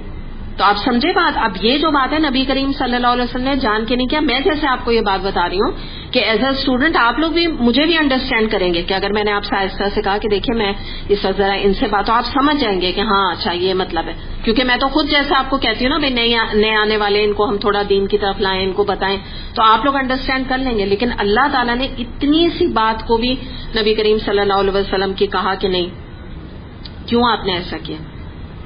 تو اس کے بعد کہتے ہیں نا کہ نبی کریم صلی اللہ علیہ وسلم نے ان کو وہاں گورنر بنا دیا تھا، اور نہ جانے کیا کیا ان کو مختلف قسم کی پوسٹ دیں، وہ اذان دیا کرتے تھے. یعنی پراپر ان کی ایک اہمیت، اور اتنی نبی کریم صلی اللہ علیہ وسلم اس کے بعد سے ان کو امپورٹنس دینے لگے تھے. حالانکہ اللہ تعالیٰ جانتا تھا کہ آپ کے دل میں کوئی برائی نہیں ہے، لیکن اتنی سی بات پر بھی پکڑ کی. تو وہی بات میں یہاں بتانا چاہ رہی ہوں. اس لیے اللہ ہے، اللہ کا جیسا مقام جو ہے نا وہ کسی کا نہیں ہو سکتا. ہم سب کو آل دا ٹائم جس کو کہتے ہیں نا گائیڈنس کی ضرورت ہے. ہم تو یعنی جب آپ دیکھیں نا کہ ہم اتنے بڑے نبی کریم صلی اللہ علیہ وسلم کا ذکر کر رہے ہیں جو کہ ان کے کوئی وہ جس کو کہتے ہیں خامی ہم نکال نہیں سکتے، تو آپ اور میں سوچیں کس لیول پہ کہ ہمیں کتنا زیادہ اپنے آپ کو اللہ تعالیٰ کی گائیڈنس کی ہمیں ضرورت ہے. اس میں ایک دعا آتی ہے نبی کریم صلی اللہ علیہ وسلم کی، اس میں آپ نے فرمایا لا اوسی سنان علیکا انتا کما اسنیتا علی نفسک. مسلم میں یہ دعا ہے کہ میں تیری تعریف اے اللہ کر ہی نہیں سکتا جیسا کہ تو نے اپنی تعریف کی. یعنی اتنی تیری جو ہے نا تعریف کرنے کے قابل ہے. اچھا اب اس میں جو ایک تھوڑا سا ہم یہاں دیکھتے ہیں جو بات ہے نا کہ اللہ تعالیٰ فرما رہے ہیں بس اللہ کے لیے تم مثالیں نہ گھڑو. تو اس کو میں تھوڑا سا آپ کو ایکسپلین کر دیتی ہوں کہ اس سے مراد یہ ہے کہ جیسے میں نے ابھی آپ کو بتایا نا کہ لیسا کا مثلی شیئن، کہ اللہ تعالیٰ جیسی تو کوئی مثال ہی نہیں. سورہ شورا کی آیت ہے نا، قرآن میں آتا ہے کہ اللہ جیسی کوئی مثال نہیں. صحیح. تو اب اس میں جو یہ بات ہے نا کہ مثالیں نہ گھڑو، مراد یہ ہے کہ ہم جب آپس میں، یہ بہت اس بات کو آپ غور سے سنیے گا، ہم لوگ جب آپس میں بات کرتے ہیں تو بعض دفعہ ہم ایسے کہتے ہیں کہ اللہ تعالیٰ تو بالکل میری ماں کی طرح ہے. آپ یہ کہہ سکتے ہیں، یہ غلط ہے جملہ، ٹھیک. آپ یہ کہہ سکتے ہیں کہ اللہ تعالیٰ ہم بندوں سے 70 ماؤں سے بڑھ کے محبت کرتا ہے. ٹھیک ہے، دیٹس فائن، ہم سب کی بات کر رہے ہیں. لیکن اگر میں اپنا لیول اتنا بڑھانے کی کوشش کروں کہ میں یہ کہنے لگوں کہ اللہ تعالیٰ جو ہے نا وہ تو بالکل میری ماں جیسا ہے, مجھے میری ماں کی طرح محبت کرتا ہے, تو یہ جو ہے نا اللہ کے لیے میں نے مثال گھڑ لی. یہ آپ کو پتا ہے یہ منع ہے, یہ اللہ تعالیٰ جو حکم یہاں دے رہے ہیں نا, یہ ایک طرح سے ریپرمانڈ کر رہے ہیں کہ مثال نہ کھڑو میرے لیے, ایک امر ہے جس کو کہتے ہیں نا حکم ہے. تو یہ ایسی بات ہے کہ ہمیں یہ زیبا نہیں دیتا, ہم یہ نہیں کر سکتے. پھر یہ کہ یہ کہنا کہ یہ میں نے کس سے سنا, بلکہ تبھی میں آپ سے کہہ رہی ہوں, اللہ تعالیٰ تو میرے دوست جیسا ہے, میں تو جو بھی کروں اللہ تعالیٰ مجھے کبھی بھی نہیں پکڑے گا, وہ میرا دوست ہے. ٹھیک ہے, کیونکہ وہ قرآن میں آتا ہے نا کہ وہی تمہارا مددگار ہے, کتنا اچھا مولا, کتنا اچھا مددگار, اس طرح کے قرآن میں آیت آتی ہیں. اب اس سے انہوں نے یہ اٹھا لیا کہ اللہ میرے دوست کی طرح ہے. یہ جملے یہ ہمیں ہمارے لیول پر زیبا نہیں دیتے کہ ہم اللہ تعالیٰ کے ساتھ اپنی ریلیشن شپ کو اس طرح سے قائم کرنے کی کوشش کریں, کیونکہ اس سے ایک سب سے بڑا نقصان جو میں آپ کو بتاؤں نا وہ کیا ہوتا ہے کہ آپ کے اندر خشیت ختم ہو جاتی ہے. خشیت کیا ہوتی ہے؟ اللہ کا ڈر. کیونکہ فرینڈ سے کون ڈرتا ہے آپ بتائیں؟ جب فرینڈ ہوگا تو اس سے تو کوئی ڈر خوف نہیں رہے گا نا. تو اس طرح کے جملے جو ہے وہ ادا نہیں کرنے چاہیے. اب یہاں میں ایک اور آپ کو مثال دوں جو کہ آپ بہت سرپرائز ہوں گے. مثال کے طور پہ یہ بھی نہیں کہنا چاہیے کہ اللہ بادشاہ کی طرح ہے. ٹھیک ہے, حالانکہ آپ یہ کہیں گے اس میں کیا برائی ہے, بھائی بادشاہی تو ہم کہہ رہے ہیں. آپ یوں کہہ سکتی ہیں اللہ کی کبریائی بہت بڑی ہے. ٹھیک ہے, اس کا تو مطلب ہی آ جاتا ہے کہ اللہ تعالیٰ سب سے بڑا ہے یا اس کی کبریائی ہے بہت بڑی.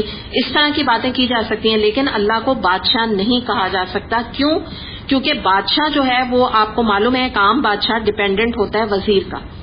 وہ زیادہ تر وزیر سے علم لیتا ہے, وزیر سے مشورے کر کے ایک حکومت کو چلاتا ہے. تو ہم ایک دنیاوی جو بادشاہ ہے اس کو اللہ تعالیٰ سے کمپیئر نہیں کر سکتے. اور یہ چیز اس لیے آپ کو میں بتا رہی ہوں کہ مشرکین جو ہے جس طرح سے ایک مثالیں دیتے تھے, اور افسوس یہ ہوتا ہے کہ مشرکین کے ساتھ مجھے ساتھ میں ایگزامپل دینی پڑتی ہے کہ ہمارے یہاں بھی آج یہی ہو رہا ہے, حالانکہ کوئی تک نہیں بنتا تھا, مشرکین ہی مجھے خالی کہنا چاہیے. لیکن حقیقتاً یہ ہے کہ مشرکین کا بھی یہ کانسیپٹ تھا, اور آج ہمارے بھی ذہنوں میں عام عوامی لیول پر جو لوگ ہیں ان کا کانسیپٹ کیا ہے کہ جیسے ایک بادشاہ سے جب ملنا ہوتا ہے تو آپ ڈائریکٹ اس سے نہیں مل سکتے. اس کا ایک ٹھیک ٹھاک پروٹوکول ہوتا ہے, اس کے مقربین ہوتے ہیں جن سے آپ کو رابطہ کرنا پڑتا ہے, کانٹیکٹ کرنا پڑتا ہے, اپوائنٹمنٹس لینے پڑتے ہیں, اور جس کو کہتے ہیں مہینوں اور چھت ہو سکتا ہے سالوں, اور مے بی ٹوٹلی ان کی طرف سے ڈینائی بھی آ سکتا ہے کہ بادشاہ کے پاس ٹائم نہیں ہے, وہ آپ سے نہیں مل سکتے. ٹھیک ہے, آپ بادشاہ کو, میں بادشاہ کہہ رہی ہوں, آپ پریزیڈنٹ لے لیجئے, پرائم منسٹر لے لیجئے, یا کوئی بہت بڑی پوسٹ پہ کسی آدمی کو لے لیجئے. تب کہیں جا کر اگر جو بیچ کے لوگ ہوتے ہیں وہ کچھ اپنی سورس وغیرہ لگا دیں, یا آپ کے ان کے ساتھ کانٹیکٹس ہیں, تو مے بھی اپوائنٹمنٹ مل جائے بادشاہ سے. ٹھیک ہے نا, یہ معاملہ ہوتا ہے. یہ مشرکین کا بھی کانسیپٹ تھا, تو انہوں نے بھی اسی طرح سمجھا, اور آج بھی لوگ یہی سمجھتے ہیں کہ این اسی طرح اللہ کی ذات تو بہت اونچی ہے, بہت اعلیٰ ہے. تو یہ ممکن بھی کیسے ہے کہ ہم نے اگر ڈائریکٹلی اللہ تعالیٰ سے کوئی بات مانگی, یا ڈائریکٹلی اللہ تعالیٰ کا نام لیا, یا ہم نے وسیلہ نہیں بنایا, تو ہماری دعا کیسے قبول ہو سکتی ہے جب تک ہم بزرگوں کا وسیلہ نہ بنائیں, جب تک ہم نماز میں نبی کریم صلی اللہ علیہ وسلم کا وسیلہ نہ بنائیں. تو یہی اللہ تعالیٰ یہاں فرما رہے ہیں کہ میرے لیے مثالیں نہ گھڑو, تم مجھے ایک بادشاہ کی طرح قیاس نہ کرو, یا ایک عام آدمی کی طرح قیاس کر کے میری مثالیں نہ دو. کیونکہ جو ایک عام بادشاہ ہوتا ہے, یا کوئی ایک عام شخص جس کو ہم بہت بڑی پوزیشن بھی اگر دینا چاہ رہے ہیں, تو نہ وہ عالم الغیب ہے, نہ یہ کہ وہ حاضر ہے, موجود ہوتا ہے کہ آپ دعا کریں, آپ بیٹھے اپنے دل میں دعا کریں اور وہ سن رہا ہے آپ کی بات, نہیں, اٹس ناٹ پاسبل. پھر یہ کہ نہ وہ سننے والا ہے, نہ دیکھ سکتا ہے وہ جیسا اللہ دیکھتا ہے. تو بات کیا ہے کہ اللہ تعالیٰ تو ظاہر میں, باطن میں, اور حاضر میں اور غائب میں تمام علم رکھتا ہے. اللہ تعالیٰ تو تاریکی میں ہونے والے کاموں کو بھی دیکھتا ہے, ہمارے دلوں کے راز تک اللہ تعالیٰ جانتا ہے. اور ہم جو اگر لیٹے لیٹے رات کو بھی اللہ سے فریاد کریں اور اللہ سے اپنی کسی بیماری کے بارے میں دعا کریں, تو اللہ تعالیٰ تو وہ بھی سننے پر قادر ہے. جبکہ جو بادشاہ ہے اور حاکم ہے, تو وہ تو اس طرح سے آپ لیٹے لیٹے نہیں سوچ سکتے کہ میں لیٹے لیٹے سوچوں اور یہاں کے سندھ کے جو پرائم منسٹر ہیں وہ میری گلی کا کچرا صاف کروا دیں پلیز. ہاں, آپ نے دل میں سوچا اور ان تک چلی گئی آپ کی یہ کمپلین, ایسا ہوتا ہے؟ نہیں ہو سکتا نا, اٹس امپاسبل. بلکہ شاید آپ جا کے بھی کمپلین کریں تو مشکل ہے کہ دور ہو. تو اللہ کا معاملہ اور ایک انسان کا تقابل اس سے کرنا، تو اس طرف اللہ تعالیٰ توجہ دلا مشرکین کی طرف رہیں، لیکن ایکچولی ہمارے سمجھنے کی بات ہے کہ تھوڑا سا we need to be careful کہ ہم اللہ تعالیٰ کے لیے کسی قسم کی مثالیں نہ بالکل بھی تلاش کریں. اس میں ایک اور چیز بھی آ جاتی ہے کہ آپ نے یہ سنا ہوگا اور ایسی بکس آپ نے پڑھی ہوں گی جس میں کہ اللہ تعالیٰ کی اس طرح مثالیں دی جاتی ہیں.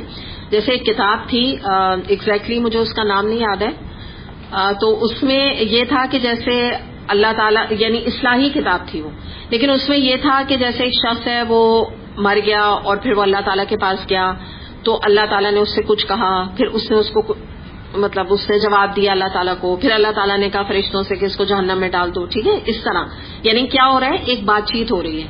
ٹھیک، پتہ نہیں آپ نے پڑھی ہے اس بک کو کہ نہیں، پڑھا ہوا ہے کسی نے اس بک کو؟ یس، جب زندگی شروع ہوگی، سنا ہوا ہے آپ نے. ٹھیک، تو اب آپ مجھے بتائیے کہ جو میں یہ میں آپ سے بات کہہ رہی ہوں، تو یہ بک بھی اگر آپ میں سے کتنوں نے پڑھی ہوئی؟ ہاں بتائیں. اچھا چلیں، 2-3 لوگ ہی ہیں. چلیں، اس کے علاوہ بھی اس طرح کی، تو آپ کا کیا خیال ہے کہ اگر اصلاح کے لیے یہ بات کی جاتی ہے، ایک یہ اصلاح ہے، ٹھیک ہے. اچھا، اب میں آپ کو ایک مثال دیتی ہوں کہ اللہ تعالیٰ کے جیسے نا میرے لیے مثالیں نہ کھڑو. ایک طرف آپ نے دیکھا ہوگا جوکس لوگ بناتے ہیں کہ جی ہم اللہ محفوظ رکھے، ہم دوزخ میں گئے تو ہم نے اللہ تعالیٰ سے کہا کہ اللہ، یہ میں آپ کو ریئل جوک بتا رہی ہوں کہ ہمیں یہیں رہنے دیں کیونکہ یہاں تو بڑی اچھی اچھی ایکٹریس ہیں، ہم جنت میں جا کے کیا کریں گے. تو اللہ تعالیٰ نے کہا ٹھیک ہے، یعنی یہ ایک پوری بات کی. اب آپ مجھے بتائیے کہ ان دونوں میں سے کون سی چیز غلط ہے اور کون سی چیز صحیح ہے؟ اچھا، کیوں؟ اصلاح کے لیے کیا غلطی ہے؟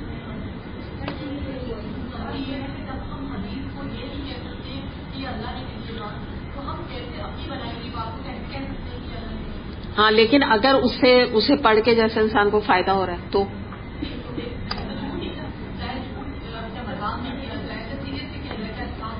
ٹھیک ہے، صحیح. اچھا، اور کوئی کچھ کہے گا؟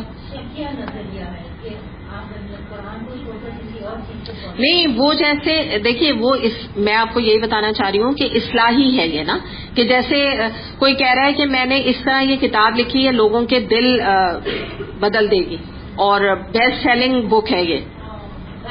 آپ بتائیں. ٹھیک ہے، بینا. اور یہ بات ہے کہ جب آپ انسان سے ہم اللہ کے مخاطب، ابھی تو کسی انسان کی وہ ہی نہیں ہے کہ جی مخاطب ہو، آپ کسی اور چیز کا مثال دے دیں، موازنہ کر دیں، اللہ ہی کیوں بچائے گی کہ ہم اللہ ہی کے ساتھ مثال قائم کر کے بات چیت ہو رہی ہے. مطلب آپ کیا وہ کوئی ڈیل کر رہے ہیں اللہ سے کسی، یا ہم نے ایسے کرا یا ویسے کرا؟ تو اسلام. شاباش، الحمدللہ، مجھے بہت خوشی ہوئی. ہاں تم بھی بولو. ویری گڈ، شاباش. ہاں، تم نے سم اپ کر دیا الحمدللہ رابعہ نے. الحمدللہ، مجھے بہت خوشی ہوئی. اللہ کا شکر آپ لوگ کے کانسیپٹ کلیئر ہیں، کیونکہ میں اس لیے دیکھیے مجھے کوئی مسئلہ نہیں ہے، یہ یقیناً یہ رائٹر ہیں کوئی، تو ان کی یہ بک ہے جو میں نے ابھی آپ کو بتایا نا، تو میں زیادہ نام اس لیے بتانا نہیں چاہ رہی کیونکہ میں آپ کو ریفر ہی نہیں کر رہی ہوں، میں چاہ ہی نہیں رہی ہوں آپ پڑھیں. میں نے پڑھی ہے یہ کتاب، ٹھیک ہے، کیونکہ مجھے لوگوں نے بڑا ریفر کیا، بڑی اس کی تعریف کی. جب میں نے پڑھی تو اس میں پورا جنت، جہنم، قبر کے بعد کا ملنا اور سب کی بات چیت، اور جیسے مطلب آپ کو ایسا لگے گا کہ جیسے کہ آپ مرنے کے بعد کی ایک دنیا میں آ گئے ہیں.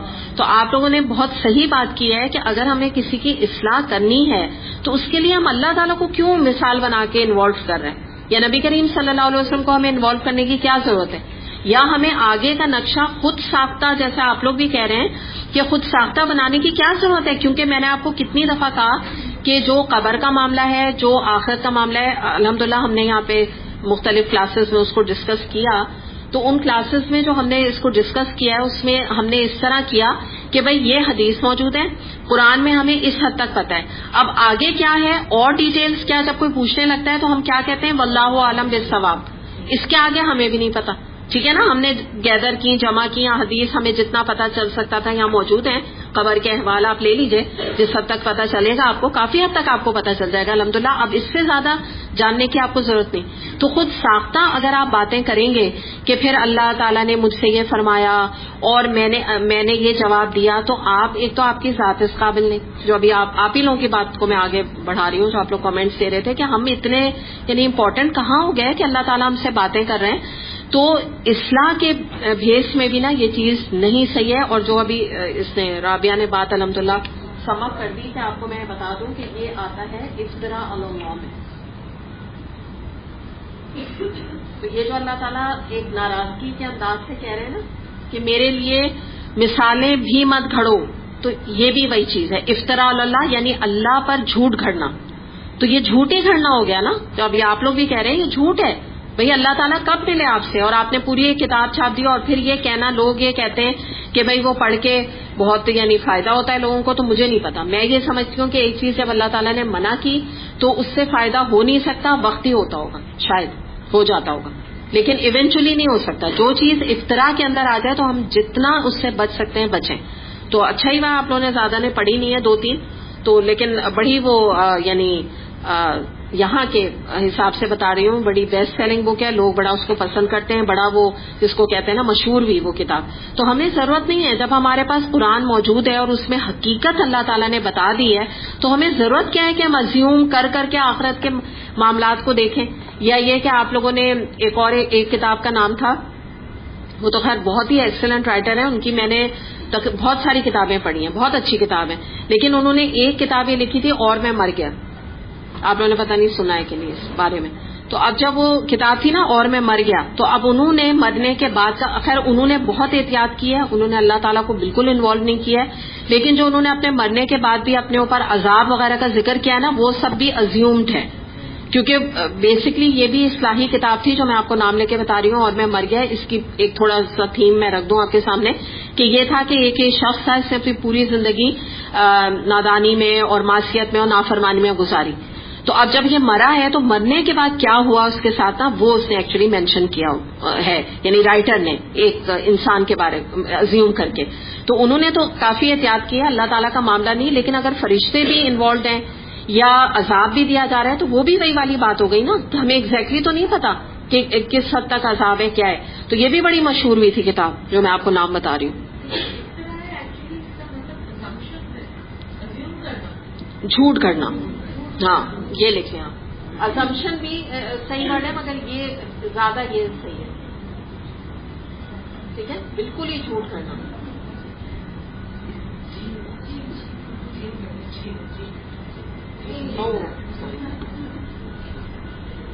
ٹھیک ہے. تو وہ بھی جو بک ہے ویسے بہت اچھی ہے، لیکن آپ جب پڑھیں گی نا آپ کو اثر ہوگا، لیکن پھر فوراً آپ کو کوشچن آئے گا کہ مطلب پتہ نہیں اس حد تک عذاب ہیں بھی یا اس سے بھی زیادہ ہے. تو حقیقت نہیں پتا نا، آپ تھوڑا سا لوگوں کو کنفیوز کر رہے ہیں نا. پھر یا تو کوئی وہ پڑھ کے بہت زیادہ ڈر جائے گا اور یا پھر وہ بالکل ہی وہ لیوے لے لے گا کہ کیا ہوا، اتنا برا بھی اس کے ساتھ نہیں ہوا. واٹ اٹ نا. تو قرآن ہمارے لیے جب موجود ہے نا تو ہمیں ضرورت نہیں ہے ان چیزوں کو ازیوم کرنے کی. پھر ایک اور یہ جو اللہ تعالیٰ فرما رہے ہیں یہاں پہ مثالیں نہ گھڑو. آپ نے سنا ہوگا کہ کہتے ہیں بعض دفعہ لوگ بزرگ کہتے ہیں کہ بھائی اللہ ہی ہمارا بھگوان ہے. اس طرح کے نا لوگ استعمال کرتے ہیں یہ جس کو کہتے ہیں، یا یہ کہنا کہ وہی بھگوان ہے اس طرح کر کے. یہ مسلمانوں کا بتا رہی ہوں میں، انفلوئنس ہوتے ہیں مے بی ہندوؤں کے ساتھ رہ کے یا کیا ہوتا ہے. تو اللہ تعالیٰ کو بھگوان بھی نہیں کہا جا سکتا. لائک جو دوسرے مذہب نے جو نام دیے ہوئے ہیں اپنے بتوں کو تو نہیں کہہ سکتے. اور یہ آپ نے یعنی اگر مجھے نہیں پتا آپ کو آئیڈیا ہے کہ نہیں ہے، مگر یہ بعض دفعہ ناولز وغیرہ میں بھی یہ ورڈ استعمال کیا جاتا ہے. عام طور پہ لکھنے والے جو رائٹرز ہوتے ہیں وہ اللہ تعالیٰ کو بھگوان کے حوالے سے ہی لکھتے ہیں، یہی کہتے ہیں کہ بھگوان بڑا دینے والا ہے. یعنی ایک سٹائل ہے وہ. آئی تھنک یہی ہوتا ہے کہ جو لوگ انڈیا میں بہت زیادہ ہندوؤں کے انڈر انفلوئنس رہتے ہیں نا تو وہ ایک زبانوں پہ ان کے بھی چڑھ جاتا ہے. جیسے سلام کے بجائے وہ بھی اگر کہیں نہیں، نمستے کرے نہیں، لیکن وہ یوں اٹھا کے کرنے لگتے ہیں نا. آداب ایسے کرتے ہیں، جیسے ایک ہوتا ہے نا یہ آداب، وہ یوں کرنے لگتے ہیں. تو یہ ایک انفلوئنس ہونے والی بات ہوتی ہے. تو یہ بھی منع ہے. اللہ تعالیٰ کو بھگوان بھی نہیں کہا جا سکتا. تو اسی طرح آپ اور چیزوں کو بھی سوچ سکتے ہیں. اور ایک اور ہاں بہت امپورٹنٹ، اللہ شکر ہے میرے ذہن میں آ گیا، لکھا نہیں تھا میں نے.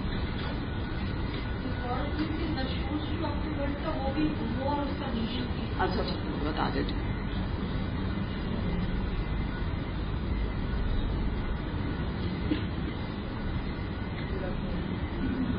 ٹھیک ہے.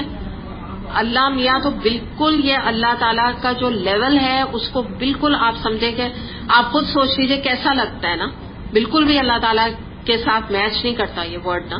تو یہ تو آپ بالکل اوائڈ کریے, بالکل چھوڑ دیجئے. بالکل جو بچے بولیں, کوئی آپ کے یہاں گیسٹ بولیں, ان کی آپ تصحیح کر دیجئے اس بات کی. ٹھیک ہے. اور وہ آپ جو کہہ رہی ہیں نا, وہ ایکچولی آپ تھوڑا لیٹ آئی نا, یہ ہم نے پوری آیت ہم کر چکے ہیں اس کے اوپر نا.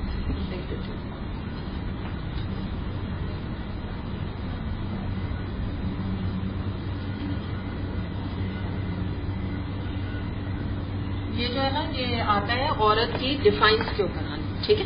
آپ آگے ڈیفائنس لکھنا چاہیں تو لکھ لیں.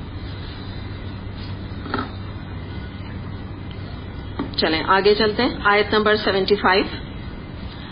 ضرب اللہ مثلا عبدا مملوکا لا يقدر على شيء ومن رزقناه منا رزقا حسنا فهو ينفق منه سرا وجهرا هل يستوون الحمد للہ بل اکثرهم لا يعلمون. اللہ ایک مثال دیتا ہے. ایک تو ہے غلام جو دوسرے کا مملوک ہے اور خود کوئی اختیار نہیں رکھتا. دوسرا شخص ایسا ہے جس نے اپنی طرف سے ہم نے اچھا رزق عطا کیا اور وہ اس میں سے کھلے اور چھپے خوب خرچ کرتا ہے. بتاؤ کیا یہ دونوں برابر ہیں؟ الحمدللہ, مگر اکثر لوگ اس سیدھی بات کو نہیں جانتے. یعنی کیا بات بتائی جا رہی ہے کہ سمپل جو آپ تھوڑا سا میں اس پہ بات کروں گی, لیکن سمپلی اگر آپ بات سمجھنا چاہیں نا تو اللہ تعالیٰ بس مثال سے یہ فرما رہے ہیں کہ ایک عام طور پہ بھی جیسے ہمارے اپنے گھروں میں بھی یہ مثالیں پہلے بھی آئی ہیں, ابھی پچھلی گزری ہیں سورہ نحل میں. مالک اور مملوک دونوں برابر نہیں ہو سکتے. ٹھیک ہے. ایک طرف مالک ہے, ایک طرف اس کا جو ہے مملوک ہے, کام کرنے والا ہے. اس طرح سے خالق اور مخلوق برابر نہیں ہو سکتے. ٹھیک ہے. تو اس کو میں تھوڑا سا مٹا دوں, اس کو آپ لوگ یوں سمجھ لیں, یہ کیونکہ بار بار آ رہا ہے نا تو اس کو تھوڑا سا دیکھ لیتے ہیں.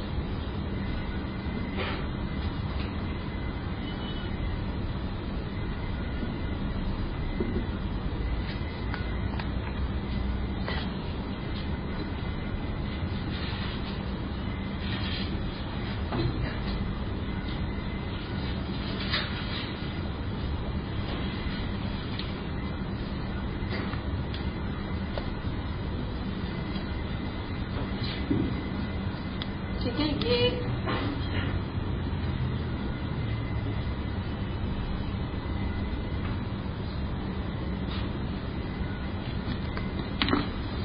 بس اس پوری آیت کو اگر آپ سم اپ کریں تو بس اتنی سی بات یہاں بتائی جا رہی ہے کہ خالق اور مخلوق برابر نہیں, یعنی اللہ اور ہم عام انسان, ہمارا کوئی مقابلہ اللہ تعالیٰ سے نہیں. اسی طریقے سے ہم اپنے گھروں میں رول کرتے ہیں, جو بھی ہماری حیثیت ہے وہاں پہ اگر ایک معاشی کپڑے دھونے والی یا جھاڑو پوچھا کرنے والی آتی ہے, ایک مالکہ اور ایک ماسی, آپ بالکل میں ایزی کر کے آپ کو بتا رہی ہوں, وہ دونوں برابر نہیں ہو سکتے, ان کے رائٹس برابر نہیں ہو سکتے, وہ گھر میں ایکولی زندگی نہیں گزار رہے ہیں, بالکل ٹوٹلی ان کی الگ لائف ہے نا. ایک وقتی طور پہ وہ پارٹ ٹائم آتی ہے, کام کر کے چلی جاتی ہے, اس کا کوئی مقابلہ ایک مالکہ سے نہیں ہے.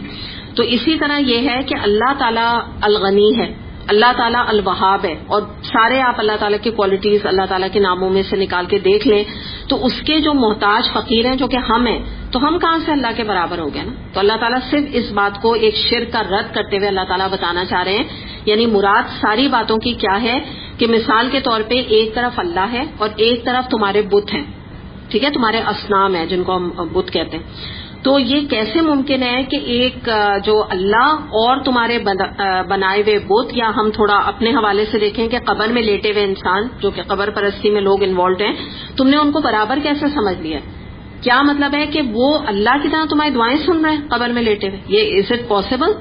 یا یہ ہے کہ تمہیں رزق فراہم کیا جا رہا ہے وہ تو مر چکے, تھوڑا سا سوچو غور کرو کہ وہ تو مر چکے قبر کے اندر لیٹے ہوئے, وہ تمہیں کیسے رزق دے رہے ہیں جبکہ وہ خود کھا پی نہیں رہے؟ ہمیں تو پتہ ہے قبر کی زندگی میں کون کھاتا پیتا ہے, تو جب وہ خود اپنا رزق کھانے پینے کی طاقت نہیں رکھتے تو وہ تمہیں کیسے فراہم کر سکتے ہیں نا.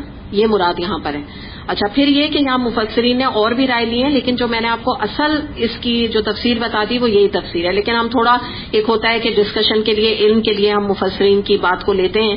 تو کچھ مفسرین نے یہاں کہا کہ اس مثال پہ جو اللہ تعالیٰ نے یہاں دی اس سے مراد یہ کہ ایک آدمی مثال کے طور پہ غلام ہے اور ایک آدمی بالکل آزاد ہے، تو وہ دونوں کبھی برابر ہو سکتے ہیں؟ جیسے ایک آدمی جیل میں ہے اور ایک آدمی آزاد گھوم پھر رہا ہے، دونوں کے رائٹس برابر ہیں؟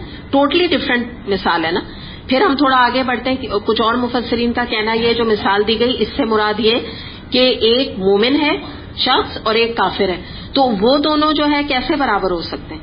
یعنی مومن کا لائف سٹائل، مومن کا دن رات اٹھنا بیٹھنا، مومن کی زندگی کے اصول اور ایک کافر کی زندگی گزارنے کے اصول، کافر کا رہن سہن، اس کا لائف سٹائل ٹوٹلی ڈفرینٹ ہے کہ نہیں؟ آپ بتائیں. ریلیجن کے علاوہ بھی آپ سوچ لیں بالکل مختلف ہے. تو یہ مراد ہے کہ یہ تمام مثالیں جب برابر نہیں ہیں تو تم نے ازیوم بھی کیسے کیا کہ ایک اللہ، ایک خالق اور اس کی کوئی مخلوق دونوں برابر ہو جائیں گے؟ اچھا حالانکہ آپ یہ دیکھیں، اگر میں آپ کو ایک جو مثال میں نے آپ کو غلام اور آزاد کی جو دی نا مفسرین نے جو کہا، تو اس میں انہوں نے کہا کہ بلکہ دنیاوی مثال جب ہم دیکھتے ہیں تو ہمیں یہ پتہ چلتا ہے کہ دونوں یعنی ایک غلام اور ایک آزاد شخص دونوں میں بھی کچھ چیزیں برابر ہو سکتی ہیں، ہے نا. ہو سکتا ہے کہ تھوڑا بہت رتبہ فرق ہو، لیکن یہ ہے کہ غلام اور آزاد کی کچھ کامن ان میں باتیں ہونا، جیسے مثال کے طور پہ ان کی ہائٹ سیم ہو، ان کا کمپلیکشن سیم ہو، یا دونوں کی شادی ہوئی بھی ہو دنیاوی لحاظ سے نا. اس بات کو سمجھے گا، تھوڑی ڈیپ بات ہے لیکن میں آپ کو ذرا سا بتانا چاہ رہی ہوں اس بات کو. تو مے بی ان میں چیزیں تھوڑی بہت کامن ہو سکتی ہیں، لیکن اس کے باوجود بھی وہ برابر نہیں. تو اللہ تعالیٰ میں اور ہم انسانوں میں، اور ہم انسانوں کو تو چھوڑیں، جو یہاں جو شرک کا ذکر کیا جا رہا ہے یہ تو میں مثال دے رہی ہوں ہم انسانوں کی. پھر یہ کہ قبر میں جو لیٹے ہوئے آپ سمجھیں کہ وہ ہڈیاں بھی ان کی گل چکی، وہ اور ایک اللہ کی ذات کہاں سے وہ برابر ہو سکتے ہیں؟ یعنی میں نے آپ کو کہا نا کہ غلام اور وہ تو پھر بھی چلو کچھ ان کی چیزیں آگے پیچھے مل رہی ہیں، ہم کچھ چیزوں پہ ٹک کر لیں گے کہ دونوں فیئر کمپلیکشن، دونوں کی ہائٹ 5'10", ٹھیک ہے، دونوں شادی شدہ، کچھ سملیرٹیز ہو گئیں. لیکن اللہ کے ساتھ تو ایک سملیرٹی انسان کی نہیں ملتی، تو ان کی کہاں عقل ماری جا رہی ہے؟ کہاں عقل ماری جا رہی ہے نا؟ کیسی یہ باتیں سوچ رہے ہیں؟ یعنی مراد یہ ہے کہ اپنی الحمدللہ کہنے سے کیا مراد ہے؟ جیسے ہم یہ کہتے ہیں نا کہ انسان اس طرح کہتا ہے نا کہ سبحان اللہ، کہ مطلب تم نے ایسی بات کہی بھی کیسے؟ تو اسی آیت میں آ گیا رہا نا الحمدللہ، یعنی مراد کیا ہے کہ اپنی ساری ہٹ دھرمی، یعنی تمہاری صرف یہ ہٹ دھرمی ہے جس کی بنا پر تم دونوں کو برابر قرار دینے کی ہمت بھی کر رہے ہو. یعنی یہ تو بس جس کو کہتے ہیں نا ساری تعریف اللہ کے لائق ہے، یعنی اللہ تمہاری اس ہٹ دھرمی پر تمہیں پکڑتا نہیں، کمال ہے جیسے کہتے ہیں نا، یہ والی بات ہے. آپ سمجھیں کہ اللہ تعالیٰ کہہ رہے ہیں الحمدللہ سارا، یعنی مراد یہ کہ تم تو سجدے میں پڑے رہو کہ جو کچھ تم اللہ کے ساتھ کر رہے ہو اور اس کے باوجود وہ تمہیں لیوے دے رہا ہے یا تمہیں چھوڑتا چلا جا رہا ہے، جو تم اس کے ساتھ اتنا بڑا جس کو کہتے ہیں نا کہ ظلم کر رہے ہو. شرک ظلم ہے نا بیسکلی. تو یہ بات یاد رکھیے گا کہ جتنا قرآن میں شرک کے بارے میں اللہ تعالیٰ نے ذکر کیا ہے اور قطعیت کے ساتھ کیا ہے، وارننگز کے ساتھ کیا ہے، اتنا زیادہ کسی اور چیز کے بارے میں اللہ تعالیٰ نے یعنی بار بار ریپیٹڈلی نہیں کیا ہے. بہت ساری چیزیں اللہ تعالیٰ نے منع قرار دی قرآن میں، لیکن ان کو ریپیٹڈ ذکر نہیں آیا. آپ شرک کے بارے میں دیکھیں کہ ریپیٹڈلی ہمارے دماغوں میں یہ بات بار بار بٹھائی گئی ہے قرآن کے حوالے سے کہ ایک اللہ کی جو ذات ہے، توحید کا جو کانسیپٹ ہے نا، وہ ہمارے اندر انگرینڈ ہو جائے، گھس جائے، جس کو کہتے ہیں نا نکلے نا، یعنی پختہ یقین ہو جائے. تو قرآن جو ہے نا سب سے پہلے آپ کو شرک سے دور لے جاتا ہے، شرک کا رد کر دیتا ہے. اس سے فائدہ کیا ہوتا ہے؟ جو شرک سے بچ گیا وہ جہنم سے تو ویسے ہی بچ گیا. پتہ ہے نا آپ کو. اور گناہ قرآن میں کیا آتا ہے؟ اللہ چاہے گا تو معاف کر دے گا سوائے شرک کے، کیونکہ یہ اتنا بڑا گناہ ہے. تو اتنا بڑا فائدہ قرآن پڑھنے کا نا سب سے پہلے آپ کو یہی سمجھ میں آ جائے گا کہ اتنا زیادہ یعنی کنسسٹنسی کے ساتھ شرک کی آیات آتی ہیں کہ انسان اس پہ اس کانسیپٹ کو مانے بغیر رہ نہیں سکتا. جس نے میں تو یہ سمجھتی ہوں 2-3 کلاس بھی اگر اٹینڈ کر لے تو انشاءاللہ تعالی شرک کا جو ہے نا وہ اس کے اندر سے رد مکمل طور پہ، یعنی قبر پرستی تو الحمدللہ بالکل نکل جاتی ہے. باقی عملی شرک جو میں نے آپ کو بتایا تھا وہ بھی انسان کو کافی حد تک سمجھ آ جاتا ہے. کہ مثال کے طور پہ ہم نے بات کی تھی نا شرک فی الحب، شرک فی التوکل، شرک فی النفس، وہ بھی انسان کو اویئرنیس تو آ جاتی ہے نا کہ جہاں کہیں میں نے اپنی ذات کو اللہ کی ذات سے یعنی اپنی ڈیسیشن کو اپنی بات کو بلند کرنے کی کوشش کی تو وہی تو میرا معبود بن گیا. یہ آدمی سمجھ لیتا ہے. یہ ویسے نہیں سمجھیں گے. اگر آپ نے قرآن نہیں پڑھا آپ کو کبھی سمجھ ہی نہیں آئے گی. آپ یہ کہیں گے یہ میری خواہش ہے, میرا رائٹ ہے. اور اگر اللہ تعالیٰ ایک دفعہ میں نے اللہ کی بات نہیں مانی تو کون سا پہاڑ گر گیا نا, کون سی بڑی بات ہوگی. آپ لائٹلی لیں گے اس بات کو. جب تک آپ یہ شرک کے کانسیپٹ کو آپ نے پڑھا نہیں ہوگا تو پتہ نہیں چلے گا کہ کتنی سیریس بات ہے شرک میں انوالو ہونا. جی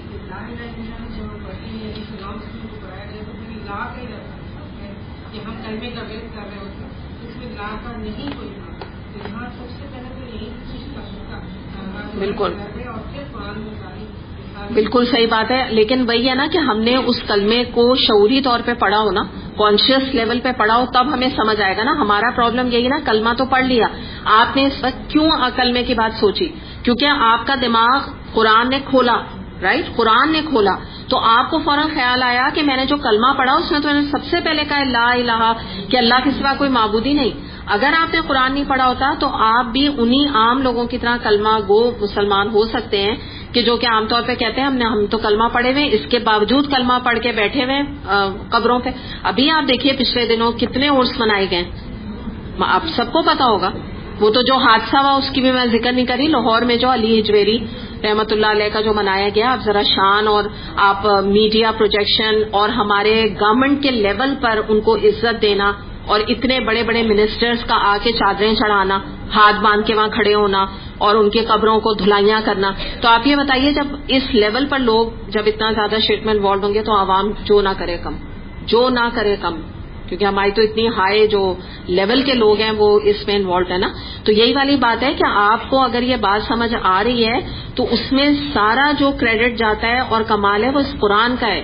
یہ آپ کے دماغ کو کھول رہا ہے, ورنہ تو وہ سب کلمہ وہ بھی پڑھ رہے ہیں, وہ تو نہیں سوچ رہے نا کہ لا الہ. آپ سوچیں کلمہ پڑھے ہوئے وہاں جا کے قبر میں بیٹھے, یہ نہیں کہہ رہے کہ لا الہ نہیں ہے کوئی لا, تو پھر یہ سامنے کون ہے جس کو تم دھلائیاں کر رہے ہو اور اس کے آگے اپنے ماتھے ٹیک رہے ہو. اور لڑائیاں ہوتی ہیں آپ کو پتا ہے وہاں تو کہ کون غسل کرائے گا, کون پانی ایک مگ پانی ڈالے گا, اس پہ لڑے جھگڑے ہو جاتے ہیں. ابھی پچھلے دنوں میں نے پڑھا تھا اسی طرح آج کل عرس ہو رہے ہیں, کہیں پہ عرس ہو رہا تھا تو ان کے جو مجاور ہوتے ہیں نا, جو وہاں کے ٹیک کیئر کرنے والے ہوتے ہیں ان کو مجاور کہتے ہیں قبروں کے, جو کہ ظاہر منع ہے اسلامی لحاظ سے. تو وہ ان میں 2-3 مجاوروں میں وہیں پہ لڑائی ہو گئی قبر کے اوپر, کیونکہ وہ کہہ رہے تھے مجھے غسل دینا ہے, مجھے اپنی, کیونکہ امپورٹنس ہوتی ہے اس کی.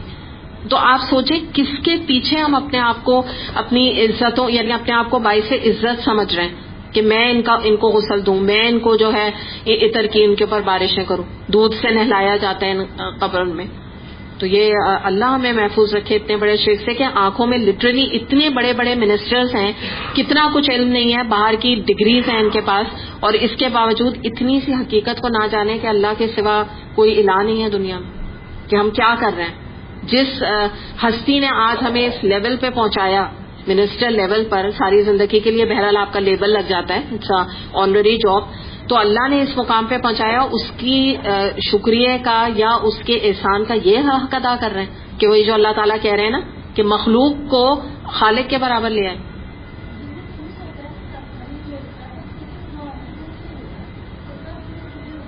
اچھا صحیح کہہ رہی ہیں, بالکل کہہ رہی ہیں کہ لاہور میں جب عرس والا دن ہوتا ہے تو دودھ اویلیبل نہیں ہوتا ہے کہیں پر, یعنی بچوں کے پینے یا بزرگوں کے یا کسی کے پینے کے لیے نہیں ہوتا, وہاں قبر میں انڈیلنے کے لیے سارا دودھ ہوتا ہے. تو آپ دیکھ لیجئے ہم کر کیا رہے ہیں, مطلب اتنی نادانی, کچھ تو انسان عقل پکڑے. جی اللہ میں ناٹ اللہ میں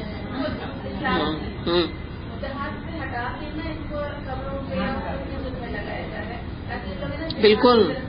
آج کل تو بہت زیادہ صوفیزم کا جو ہے نا زیادہ ہی بڑھ گیا ہے نا, بہت زیادہ یہ چیز بڑھ گئی ہے. اچھا اب آگے دیکھتے ہیں, آگے ایک اور بڑی نا امپورٹنٹ حقیقت کی طرف اشارہ یہاں کیا جا رہا ہے, آیت نمبر 76. اس کو بھی آپ سمجھیے گا, بڑی امیزنگ آیت ہے یہ والی 76. وَضَرَبَ اللَّهُ مَثَلًا رَجُلَيْنِ أَحَدُهُمَا أَبْكَمُ لا يقدر على شيء وهو كل على مولاه أينما يوجهه لا يأتي بخير هل يستوي هو ومن يأمر بالعدل وهو على صراط مستقيم.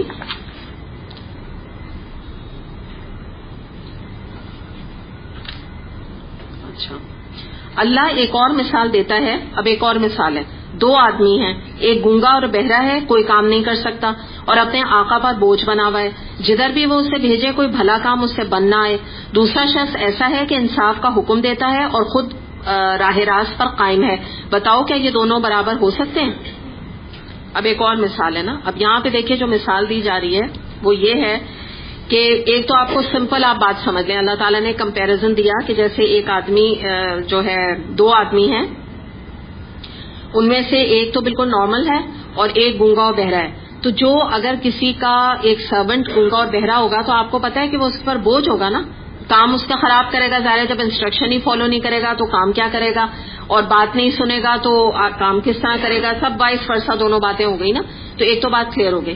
مراد یہاں پہ کیا ہے کہ یہاں پر اللہ تعالیٰ کی یہ مثال دینے سے مراد ہے کہ یہ جو آپ سمجھے مشرکین کے اپنے ہاتھ کے بنائے ہوئے بت ہیں, یا تو آپ ان کو سمجھ لیجئے, اور یا آج ہمارے اپنے قبر پرستی میں بنائی ہوئی مختلف, وہ بھی تو سیمنٹڈ ہوتی ہیں نا قبریں, ایک طرح سے پتھر کی بنی ہوئی ہوتی ہیں, تو ان کی طرف اشارہ آپ سمجھ لیجئے کہ پہلے بھی مشرکین نے جن کو بھی اپنا معبود بنانا پسند کیا تو ایسا معبود وہ چاہتے تھے کہ جو کہ گونگا بھی ہو, بہرا بھی ہو اور دیکھ بھی نہ سکتا ہو.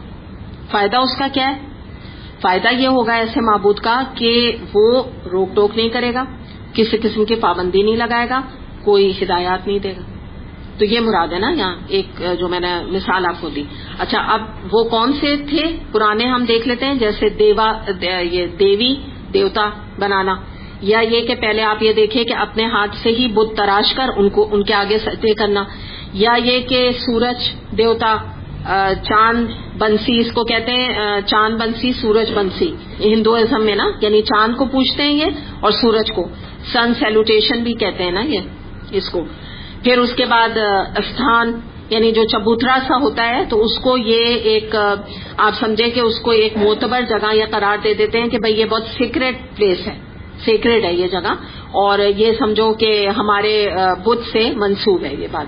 پھر اس کے بعد آپ یہ سمجھیں کہ ہندو تو اتنے بڑھ گئے ہیں کہ سانپ کو بھی انہوں نے دیوتا بنایا ہوا ہے. گائے کا بھی آپ دیکھ لیجئے کہ ابھی پریزنٹلی انڈیا میں کیا ہو رہا ہے کہ اگر پتہ چل جائے تو وہ تو مسلمانوں کو قتل کر رہے ہیں کہ اگر گائے کے بارے میں جھوٹی انفارمیشن بھی آ جائے کہ یہ گائے کھا رہے ہیں, یعنی آپ وہاں پہ ذبح نہیں کر سکتے. گاؤ ماتا کہتے ہیں نا, انہوں نے اس کو یہ درجہ دے دیا. پھر بندر جو ہے ایک اللہ تعالیٰ نے ایک عام سا ایک جانور بنایا ہے, بلکہ ایک فنی سا بھی تھوڑا جانور ہے کہ اگر آپ اس کو دیکھیں آپ ہنسیں. زیادہ تر اس کی جو حرکتیں ہوتی ہیں جس طرح کھاتا ہے اور جیسے چیزیں چرا کے لے جاتا ہے, ایک فنی سا کیریکٹر ہے ہمارے نظر میں. اس کو کیا بنا دیا انہوں نے؟ ہنومان. ہنومان کیا ہے؟ ان کا اپنا ایک الہ ہے, معبود ہے ان کا. تو مراد یہ ہے کہ اگر آپ اس بات سے ریلیٹ کریں, ایک تو سمپل اللہ تعالیٰ نے ایک کمپیریزن رکھا نا, یعنی مراد یہ ہے کہ ایک دونوں کے کمپیریزن میں تم یہ دیکھو کہ 2 آدمی, جو ایک عقل مند آدمی اور ایک اس طرح کے 2 آدمی برابر نہیں ہو سکتے. ٹھیک ہے, یعنی دنیا میں بھی تم یہ مثال سمجھتے ہو. تو اسی طرح سے تمہارے ایسے بت جو میں نے ابھی آپ کو ساری مثالیں دی, مثال کے طور پہ سانپ, یہ تمہارے بت ہیں, یعنی یہ تمہارا مینٹل لیول ہے کہ تم ان کو جو ہے تم نے الہ بنا کے رکھا ہوا ہے, اور اللہ جیسی ہستی کو تم یعنی ان کے ساتھ تم کمپیریزن کر رہے ہو. یعنی ایک طرف اللہ اور نعوذ باللہ ایک طرف کوئی چبوترا بے جان چیز, جو میں آپ کو کہہ رہی ہوں نا استھان ان کے چبوترے ہوتے تھے. تو چبوترے کا اور اللہ تعالیٰ سے کوئی کمپیریزن ہے؟ کوئی بھی نہیں. آگے پیچھے کوئی بات آدمی کر سکتا ہے کہ دونوں برابر ہیں. تو بات یہ ہے کہ ان کو ایکچولی اسی طرح کے الہ پسند تھے, اور آج ہم نے بھی یہی کیا ہے. ہمیں مزہ آتا ہے کہ قبروں پہ جا کے اگر ہم بیٹھتے ہیں تو وہاں پہ ہمیں کوئی روکنے والا نہیں, کوئی ہمیں ٹوکنے والا نہیں, جو جی چاہے دعائیں مانگیں. کوئی یہ نہیں کہے گا نا کہ اچھا آپ بغیر سر کور کیے کیسے یہاں درگاہ میں آ گئے. کوئی کہے گا؟ وہ اندر سے بولیں گے, یا وہ یہ کہیں کہ آپ مجھ سے کیوں دعا مانگ رہے ہیں, بھائی جائیں اللہ سے مانگیں. وہ تو نہیں بول سکتے نا. تو لوگوں کو یہ پسند ہے کیونکہ روک ٹوک کچھ نہیں. جبکہ ہم جب اللہ تعالیٰ کو دیکھیں تو اللہ تعالیٰ نے تو اپنا کلام اتارا, قرآن, رسول صلی اللہ علیہ وسلم پہ اتارا. قرآن کے اندر شریعت ہے, ڈوز ہیں, ڈونٹس ہیں, یہ کرو, یہ نہیں کرو, ایسا کرو. اللہ تعالیٰ کی ایک ڈیمانڈ ہے. آپ جب قرآن کھولتے ہیں تو آپ اس سے انڈیفرنٹ نہیں رہ سکتے. آپ کو پتا چلتا ہے نہیں مجھے شرک نہیں کرنا. مثال کے طور پہ آپ کو ایک بات پتا چلی اور بھی چلی, لیکن آپ کو ایک بات حتمی پتا چل گئی کہ اللہ مجھے محفوظ رکھے, میں کبھی شرک نہ کروں. تو ڈیمانڈ ہے نا, اللہ تعالیٰ کی طرف سے ڈیمانڈ آ رہی ہے. یہ تو نہیں جو مرضی کرو, جیسے زندگی گزار لو. یہاں کیا معاملہ ہے کہ جو کوئی گونگا بت ہوگا ان کا یا قبر والا ہوگا تو وہ تو گونگا بھی ہوگا, آٹومیٹکلی وہ ڈیف بھی ہوگا, کیونکہ ایک ہی ہوتے ہیں نا, ڈیف اور ڈم یہ ایک ہی ٹائپ کے ہوتے ہیں. تو کیا ہوگا کہ نہ وہ فریاد سنے گا, عقل اگر یہ پکڑیں, نہ وہ فریاد سن رہا ہے, اور جب وہ فریاد نہیں سن سکتا تو پورا کرنا تو دور کی بات ہے, کیونکہ اس نے تو سنا ہی نہیں, کان میں ہی اس کی آواز فریاد کی تمہاری نہیں آتی ہے, اور اس کے باوجود تم اس کے آگے ماتھے ٹیکتے ہو. پھر ایک اور مثال ہم دیکھتے ہیں کہ مفسرین کا کہنا یہ ہے کہ یہاں مراد یہ ہے کہ یہاں پر یعنی ایک تو میں نے آپ کے سامنے رکھا نا الہ کے حوالے سے کانسیپٹ, ایک اور مثال انہوں نے یہ دی کہ انہوں نے کہا یہاں مراد ہے اللہ تعالیٰ کی کہ 2 آدمیوں کا ذکر ہے. ایک آدمی 5 سینسز رکھتا ہے, بہت عقل مند ہے, اس کے ذریعے سے وہ اللہ کو پا لیتا ہے اپنی ایک انٹیلیجنس کے ذریعے سے, قرآن کو پڑھ کے جیسے قرآن کی ہدایت وہ پا لیتا ہے. اور ایک شخص ڈیف اور ڈم ہے, جو اللہ تعالیٰ فرما رہے ہیں نا گونگا بہرا, یعنی مراد کیا ہے کہ وہ سب کچھ دیکھتے ہوئے بھی اللہ کے کلام کو, اللہ کی باتوں کو وہ نہیں دیکھنا چاہتا. جیسے جان کے جس کو ہم نہیں کہتے کہ قرآن نہیں پڑھتے, جان کے نہیں پڑھتے, جان کے دین پر نہیں چلتے, جان کے اللہ کے احکامات کی پیروی نہیں کرتے, تو ہم یہی کہیں گے نا جیسے سم بکم عمیٌ فہم لا یرجعون, کہ بھئی وہ گونگے بھی ہیں, بہرے بھی ہیں, اور وہ کبھی پلٹ کے نہیں آئیں گے, اندھے بھی ہیں.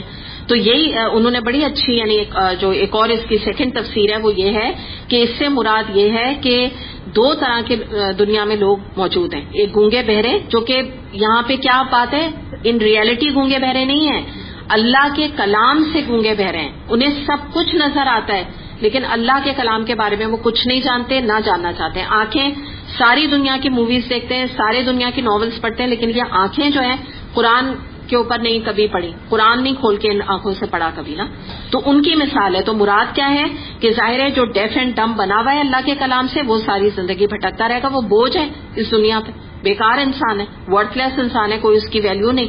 اور جو عقل مند ہے وہ اپنے ان 5 سینسز کا استعمال کر کے اللہ کو انشاءاللہ پا لے گا. تو یہ ایک ہے نا بہت یعنی بڑی ریلیونٹ تفسیر ہے. سورہ اعراف میں جیسا آتا ہے ان لوگوں کے لیے جو میں نے آپ کو بتایا نا گونگے بہرے بنے رہتے ہیں, ان کے بارے میں آتا ہے کہ ان کے قلب ہیں یعنی ان کے دل ہیں لیکن وہ سمجھتے نہیں اس سے, ان کی آنکھیں ہیں لیکن وہ دیکھتے نہیں اس سے, ان کے کان ہیں مگر وہ سنتے نہیں. تو وہ تو گویا جانور ہیں بلکہ اس سے بھی گئے گزرے ہیں. اولئک کل انعام بل ہم اضل, جانوروں سے بھی گئے گزرے, ان کو تو کسی بات کی سمجھ میں ہی نہیں آتی کہ حقیقت ہے کیا. چلیں آج اتنا ہی کریں گے. وآخر دعوانا الحمدللہ رب العالمین.